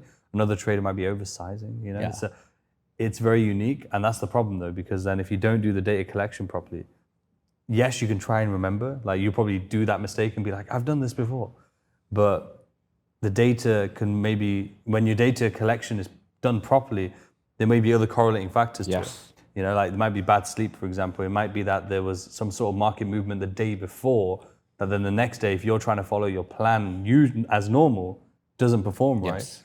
Or the market movement the day before has then caused you to be a bit more emotional coming into this day, so you make a mistake. And that's why that data collection is there, because to pick up on maybe like, hey, I keep oversizing, for example. That might be something you remember here. But the knock-on effect of why you've done that isn't something that you're going to constantly be able to collect. And then having that, once again, good data collection allows you to go into your problems, allows you to tackle your problems. And once again, by this point, you should know all of those problems. You should have solutions for them, and you should start implementing the solutions. Right? And by now, like stage 3, beginning, like there's the beginning of stage 3 and then ending before you go to stage 4. Here's where you know the problems, and before you even go into stage 4, you should be able to execute your playbooks well. You should be able to have a good foundation of your playbooks. You should be able to have good trade selection. You should know all your problems and you should be able to tackle them. Yep. You're not going to solve all your problems, but the idea should look like problem, fixed, problem, fixed, problem, fixed, problem, fixed. So it's like every time you have a problem, you have this process of identifying the problem because you have good data collection, knowing what the problem is on a deep level and knowing how to fix it. Yeah. And keeping a way of tracking that you're fixing it. Like, hey, my process is like something that happened with me early on is I used to be so biased in my pre-market game plan that I used to miss the real good trades because I was so biased on one side. I never used to have enough space to allow myself to be flexible. I was like, oh, I think the market's gonna go down today. So I'm looking for shorts. Market starts rallying. I'm not taking longs, I'm still shorting. Yeah. So that was the problem I had. And the way I found that problem out is by doing this process where, hey, I become so biased, right? And that bias blocks me from taking any other trades. Yeah. So going into this week, I need to unblock the bias. Going into this month, I need to unblock the bias. And I need to be more flexible. And solving some problems like this don't happen in one day. This could take weeks, if not months. Yeah. Right. It's identifying and then actually addressing that. Yes. Do you feel like it's important to address a specific problem one at a time, or is it something that you should, if you've identified, let's say 2 or 3, you should still tackle 2, 3 of them? I think you can tackle. They're typically in the different spaces, right? So if like one is like they're not all at the bias, same right? time. Yeah, one is bias. Second is like my risk is off. I can control my risk moving forward too. But it's like the problem here isn't, there's 3 problems here. One is identifying problems. So it's like if you identify problems, you're already like ahead of 60% of people because I don't think people can identify problems well. Then it's how do you tackle them? Like what is your approach? Like, okay, if you're biased, what do you do? Then third is doing it. This is like problem people, like there's so many traders that'll tell you this is my problem. Yeah. Okay, what are you doing to do that? I don't know, every time I hit the same thing. So it's like you need to have that plan and then you need to implement that plan. Yeah. This is the whole stage 3 is that. And give yourself the time to do it as well. Yes, and like do this 6 months, 3 months, again, 2 months. Money doesn't matter. Yeah, Money doesn't matter. exactly. Because again, just off the last point, but this one in particular, the money will come as a byproduct because this is literally the part where it starts to form. Because if you then are fixing these problems and these mistakes and spending the time to do so, this will then sort itself out. This is where you'll start seeing some progression and whatnot, but that's still not the goal. The goal here starts coming into like stage 4. 100%. Right? Yeah. So now this is where we start going to stage 4. And once again, you go into these places when you get comfortable. There's no like, I don't want to put a hard time limit on it, but I also don't want to put a hard kind of pause on it either. I think this is one of those things you navigate through on your own as time starts going on, right? So once we get stage 3 out of the way, we've optimized, we've understood our problems, and we start tackling our problems, and you should be able to tackle them, and all of these problems should be trackable in terms of problem solved, problem solved, problem solved. And until you get that healthy feel of doing that repeatedly, you don't go into stage 4. Stage 4 is where we start playing the size up game. Right? This is where you start hitting the advanced level. This could be 6 months later, this could be a year later, right? That's all dependent on you, right? This is where this guy comes in. Emotions. This is where he is like right there. Yeah, I can imagine. Right? He starts hijacking everything, makes everything a complete mess, a complete nonsense, right? So here it comes down to knowing how to take dynamic risk, right? I think it's knowing how to increase risk and how to be risk on and how to be risk off, right? This is like very important. So once again, stage 4, people are not in this, like even if it takes you a year to get here, that's okay. I would rather people take a year to get here than like, like get to a point of like doing it too fast, sizing up, blowing their account. So like a year, a healthy time. Now, there's some things that you go through here. Okay, so this is one stage that I know many traders are stuck at. Like I know traders that are profitable, they make money, but they're like, every time I size up, I kind of get stuck on making more money or I get stuck on getting to the next stage. And there's kind of a process. Like even for me, like I'm still trying to size up. I've sized up, I'm still trying to size up. You always go through, like when you get to 4, you're always in like 4 and 5. You're always in 4 and 5. You're always in 4 and 5, right? 5 is like you start cruising and then when you're ready to size back up, you go into 4, right? So for me at this particular stage, it's identifying a few things, and one thing is this part plays a big role. It steps in every single category. You have to start learning what your emotional triggers are, Interesting. Yeah. right? I What think every traders have unique ones. every trader I individuals. think has unique ones, right? Like some people, like your ego gets in the way. Some people, you know, they don't like. This also gets eliminated more if your stage 3 is done act good. This gets eliminated more. This still pops up because like naturally we don't want to lose money, right? We as humans do not want to be in a place where we lose money, where we're wrong, where we look stupid, especially on a larger scale. Also on a larger scale is whenever you have more money involved, you feel the burn. Yeah. Right? Yeah, a like, lot more. Yeah. way more. And 2-3 times of this is really bad. So here's where you start having new rules for risk, right? So like some rules I have, if I have a big trade on the open, my second trade I usually size down. Or I'm more focused on my size on the second trade where I'm more cautious. So what I used to do early on is I would have a big trade on the open, and my second trade is a second bigger trade. Yeah. And then I would lose it all, right? So it's like knowing what to do during big trades, knowing what to do during bad trades, right? There's like, and these bad trades and good trades become more important because there's more capital behind it. So it's like typically I would have a bad trade. It's like, shit, I risked 30 or 40 grand on a trade. If I take a second trade, for me to make that back, I need another big trade. Yeah. Do I need to go big trade again? Like, how do I dynamically play with my risk at this point, right? Because it becomes like a formula thing. Because Yes. if you then downsize and that one wins, Yes. it's So then- might not have covered. Yes. So that's where, you know, knowing where to size up, right? And it's a lot like, for people that played poker, it's a lot like poker, right? Like you'll have hands that are really good. And then just because you think you had a good hand and it didn't work out, doesn't mean the next one, when you don't have a good hand, you go all in again. Yeah. So now it's like the trigger point becomes important because you need to know, well, I need to be patient, right? And there's this thing of sizing up. It's like this automatic mental law that happens. The moment you say, I'm ready to size up, right? The moment you're like, I'm ready, you get very blinded by trades. Yeah. Every trade looks good, Yeah. right? And then when you go into the trade, you're like, shit, every trade is not good, right?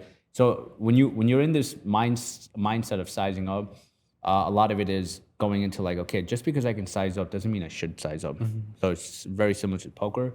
Just because you can go all in doesn't mean you should go all in on every hand, Of course. right? So there needs to be rules here on how you do it, right? So it's like a staircase, right? So if let's say you're risking $100 a trade, you can't go and risk 1K a trade Yeah. because Too much of it. there's a 10-to-1 ratio there. Yeah. So now you have to be right 10 times to recoup that. So I usually say like 20 to 30% is a good starting point maybe. So if you're doing 100, go like 120, 130. Yes. Yeah. Like because the thing with sizing up, it's not like you don't just wake up and you size up.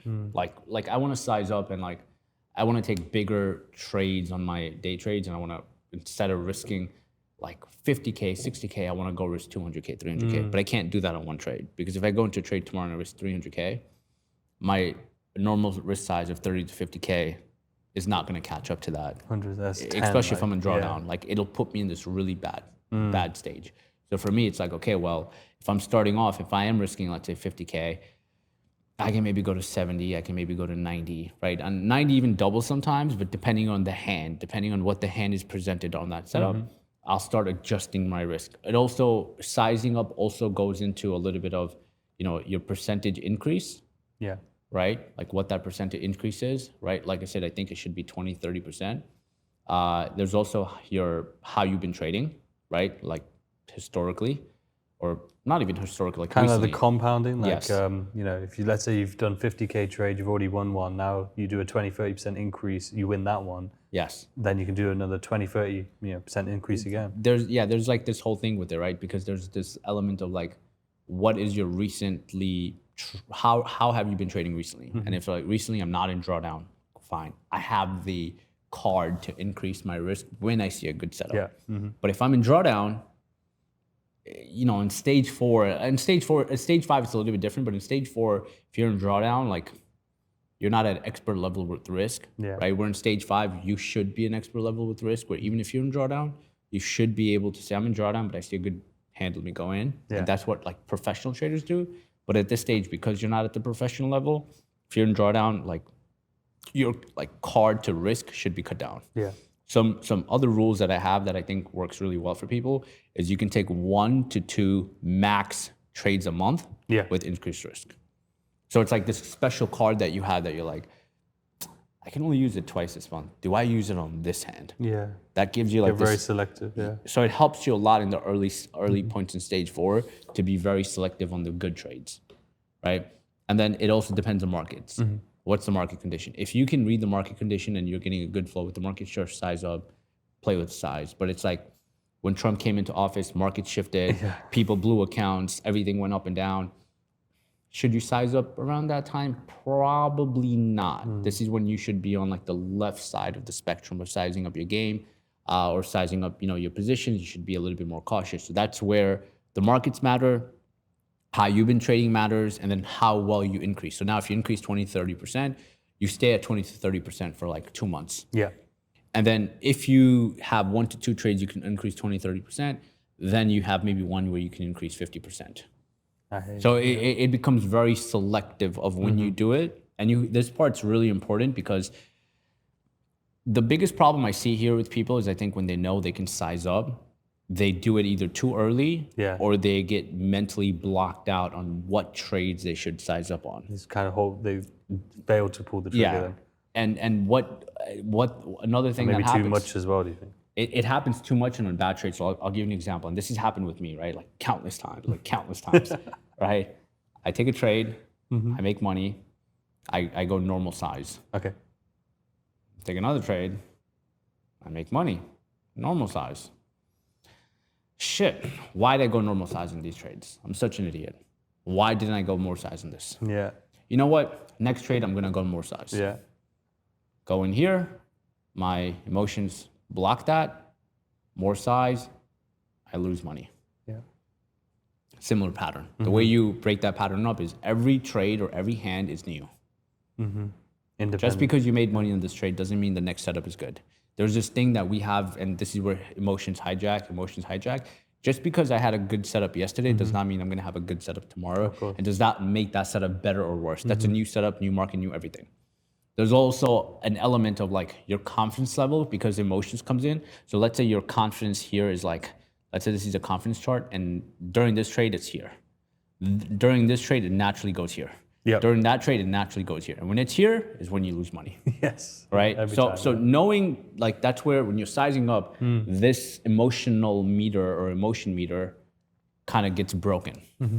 Is there anything you do to sort of help do the reset, in these moments, whether it's routine based or whether it's journaling based or anything like that? Yeah, so I think for me, like I said, the daily journaling is very important. Like I have daily journals where I'll say, yesterday I missed 2 trades, and because I missed 2 trades, I know there's a little bit of FOMO that exists because I missed this big day and I didn't execute on it. So I need to be a little bit cautious. And when I look at trades, just as a note, look at it from a fresh point of view, right? And don't factor in what I lost in yesterday. So I think those reminders help. Something else that I do is if I'm on a really good hot streak, which is something I haven't broken out of yet, there are times where I take time off during hot streaks. Because I've had periods in the past where I've been on like a 2-3 week hot streak. And a week later, I gave it all back. Yeah. Like not even a week, 2 days, I give it back. It's just naturally your excitement level and your confidence level goes up, and you get blinded. And as you get more and more blinded, you start taking these stupid trades over and over again, and it just kind of ultimately kills your performance. So for me, it's like if I go on this like crazy good streak, I'll either step away or I'll size down a little bit, and I'll let myself reset. Right? And I think when I let myself reset, it just allows me to get a lot more comfortable with the overall environment. It's kind of like this chart you marked out here. At these moments, both on the positive and negative, let's say you've had a really hot streak, you're still you're heightened. Yes. If you had a really bad streak, you're heightened, and that's at those heightened moments is where the mistakes come in, and it's so much like the filters are down and the critical thinking are down. So by taking that break here, it allows those emotions to come down before that takes place, before that crash and burn, And that's the main goal of here, right? In stage 4, and this is something you'll be in maybe a year or 2 years itself, just being in this stage. Like you can be in this stage for a really, really long time. Like I think even being here for 2 years, 3 years. I know traders that have been trading for 5 years, they're still in the stage. At this stage, you're making money. Yeah, yeah. right? You should be making money. Is the thing. You should. So it's be not making like money. but it's just stage 5 is where. Yeah. Because the thing is, stage 5 is where everyone's goal is. Yes. But they don't understand all the stages we've gone through so far. They just don't. They kind of skip over that. you Yeah. know? And the thing is, goes back to your first point. On stage 1, or not even before stage 1, when we were just mapping out expectations, having that expectation. Yeah. Yeah. I speak to so many traders whose goal is to be an 8 or 9 figure trader. Yeah. But they have no idea in terms of what it takes. But thankfully, we're mapping it out here. But it always makes me so intrigued in their mindset. It's like, if you have a goal, surely you should know what it's going to take, right? Versus just assuming you just keep trading. Yeah. And one day you get there. Exactly. And I think having that roadmap and understanding that is important. And the main key takeaway at this stage, right? And this stage is something like you never fully graduate from stage 4. You go from stage 4 to stage 5, and then you go back to stage 4 whenever you want to size up. And like even for me, like I'm gonna go back in stage 4 as I want to size up, and then when I get to stage 5, I'm in that comfortable size and comfortable risk proportional element of like what I'm risking, what I'm taking on, and so on. But the main key takeaways on this size is like knowing what that increased size is for you, right? So number 1 is like knowing, hey, where do I increase size and what that max size looks like, right? So it's like the max size. And then I think the other thing is just knowing this emotional meter of yours. Knowing when you get to the top, knowing when you get to the bottom, because you have the low points. Like I have days where I have low points and I want to like take every trade to make that back. And it's like sometimes it's not even the money element of making it back. It's just it's performance. You get this performance thing of like, shit, why did I lose money? Why did I take this stupid trade? Or like, why am I such an idiot? And you want to wipe the slate clean, And that's not typically the best place to be in sometimes, right? We have to press reset, Yeah, and here you have to find your things to do it. Like one thing that works for me is just walking away. Yeah. Like I don't have the emotional control, and this is me being honest, where if I have a bad 4 trades and you tell me to sit in front of my computer for 5 hours and don't take a trade, I would not bet on myself to not take a trade. I know I would end up taking a trade. It's just something I know I'm going to do. So the way I avoid it is I just walk away. I don't need to be in front of my computer at that point. I know I'll end up taking a trade, and I've done it countless times. So for me to restrict it is I'm not going to fight the urge to not take the trade. I just won't be in front of my computer. Why do I need to be in front of my computer? So that's where the rules and the guidelines and the things you need to do, kind of help to facilitate this process. Yeah, definitely. Yeah. So this, I think if most people make it till here, I think they're good, in my opinion. I think this is like a healthy place to be in. 100%, I think it's like stage 4 and 5, right? Where because I think there will be some traders where they stay at stage 4, right? They don't go to stage 5, and there's nothing wrong with that, right? Yeah. It's about your goal and expectation, like this is where I think, this is where I think the healthy spot is. Exactly. Right. I think like in or down here. And I think here is like whenever you want to tap into like you have your comfortable size, you have your processes. Like at this point is like, let's say your max risk is 10K. Your average risk is 5K. You have your 3 to 5 setups. You're good at understanding your emotional triggers, right? You have a process, right? You can identify setups. You can identify markets. You know when to trade, when not to trade, right? You're like, I know when to trade, I know when not to trade. You can repeatedly use this process, this framework, and you can adjust, right? So a lot of times people that are even, here as well, but here you're kind of in the battle area of like increasing and decreasing size. But I think at this point is where you have this process during this whole time where you can repeatedly make money. You can repeatedly adjust to market conditions. You can know when to take time off. You can know when to be aggressive. You start having this. I do think, most times you'll hit maybe 3 years, maybe 5 years for some people. It depends on whatever it is. But I think this is where you can get to. And these time frames all depend on how quick you learn, how much time you're putting in, how intentional you are, your learning curve, all of these different stuff. Like for me, honestly, I probably didn't get here until like year 8. Yeah. I probably didn't get there till year 8. And the main key takeaway from here, what you should feel in this, and this is what, once again, when I got to year 8, is I can do this again. I have, going back to the aha moment that I was saying before, is that you always chase this aha moment, but there's never aha moment, but there's more so like a process and an ingredients of knowing I can do it again. I know that if I stick to this long enough, and I know if I follow this process, I will eventually figure it out. Yeah. So it's like even going with this new Trump market that I see a lot of people struggling with. Yeah. If this was me in like 2016, I would say, oh my God, am I going to make money this year? Am I going to do well? How am I going to deal with this? But I think now being in 11, 12 years, I'm like, okay, well, I've seen this market change countless times. This is not the first time. It's not the last time. I understand when the market shifts, this is how I need to approach it. And this is what I need to do. That's the thing. So like you can see the clear differences of those traders who have been through some market shifts before, like yourself, versus this is their first time. Yeah. Right. The first time sort of traders are panicking and sort of emotional and making mistakes, kind of confused. Yes. You know, will kind of put their projection onto the market of like, this is crazy. You know, is it always going to be like this, etc. They don't know how to adapt. Versus the ones who have been through the market conditions, they understand. Yeah. Right. They understand that okay. Maybe they're not going to actively start trading just because they understand what's going on. It's more so that they just know to either step back, to reposition, reconfigure, pause, whatever it may be. Yeah. And that's where that experience comes in. And that's, as you said, like there isn't an aha moment, but when you understand the power of process, the power of data, the power of these decisions and these minute details. Yeah. That's kind of your aha moment, but it's not a one thing and it's not something that click. I mean, that's the thing. Everyone's looking for a light bulb moment where it's like, whoa, I know now. And then from this day onwards, it's easy, and that's the difference. And I think this really is highlighted, these 5 stages, especially, I'm glad actually we went into, really, really big detail in stage 1 and 2, because that's where I think the majority of the audience probably are. But their goal is to get to 4 and 5. And if anything, you get to see that 4 and 5 isn't like, really about this huge monumental changes. It's actually the It's step all 1, stuff, 2, and 3. Exactly. And then it's just little tweaks then for 4 and 5 to really take you to a new level. Yeah, and like I said, the simple thing here is just you have this like 4 or 5 step process that you can do very fluidly in stage 5. Yeah. And no matter what issues and problems you go through, you can always go through it and then hit profit. Go through it, hit profit. Go through it, hit profit. And it's like if you can't do that, you have issues in stage 1, 2, and 3, and you've not spent enough time. And time is important here because I think what people don't get with time is you can't skip any of these because you need to go through when markets shift. You need to go through when you're in drawdown.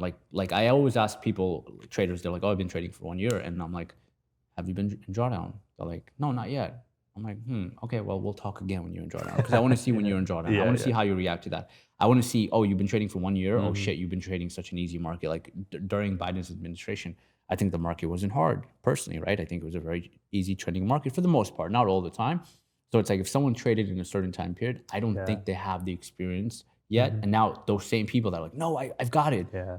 I know people that blew their accounts the last quarter, right? They got ultimately destroyed. I know people that couldn't execute a trade because what happened last quarter is the market sentiment switched so much in a short period of time that people could not adjust to it. Yeah. And that's where like people that are in stage 5 or on a higher stage, they have the time limit of like they have the experience of time, which is important to know. Like I've seen this before. I know how to do it. I've been through a drawdown. I know how to handle a drawdown. I've been through, taking a big bet where everything looked right and it went against me, but it didn't destroy my confidence because I understand the market is, market switches and market's always right. So those things, like, this is why I say like this is like a 3 to 5 year process, even though it took me 8. But I do think it took me 8 because I wasted a lot of time on stupid stuff, right? You didn't get to have this sort of insight, right? It was Being that, given and to I do think there's a lot of great things out there of like understanding what a proper playbook is, how a proper playbook is set. Same thing, that's what I was saying with this channel. Like when I looked at this channel initially, I was like, holy shit, I look at this from like the 18-year-old Umar that's starting out and looking at like seeing everyone's playbooks and I can have an opinion on, oh, that makes sense, that doesn't make sense.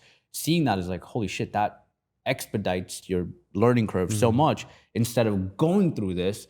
And then when you have a framework and you apply those things in the framework, I think it cuts your learning curve and point to profitability by 50%. Yeah, I love that. Well, Umar, thank you again. I'm sure we could have kept going, and we definitely have to sit down and do the order flow and the one playbook at least. But everyone at home, drop a comment of your biggest takeaway from this episode. I know there was so much. Any questions you have for myself or maybe Umar, just drop them in the comments below. Links for Umar will be in the description below as well. Hit subscribe. Other episodes are on screen. This has been Chart Fanatics. Take care.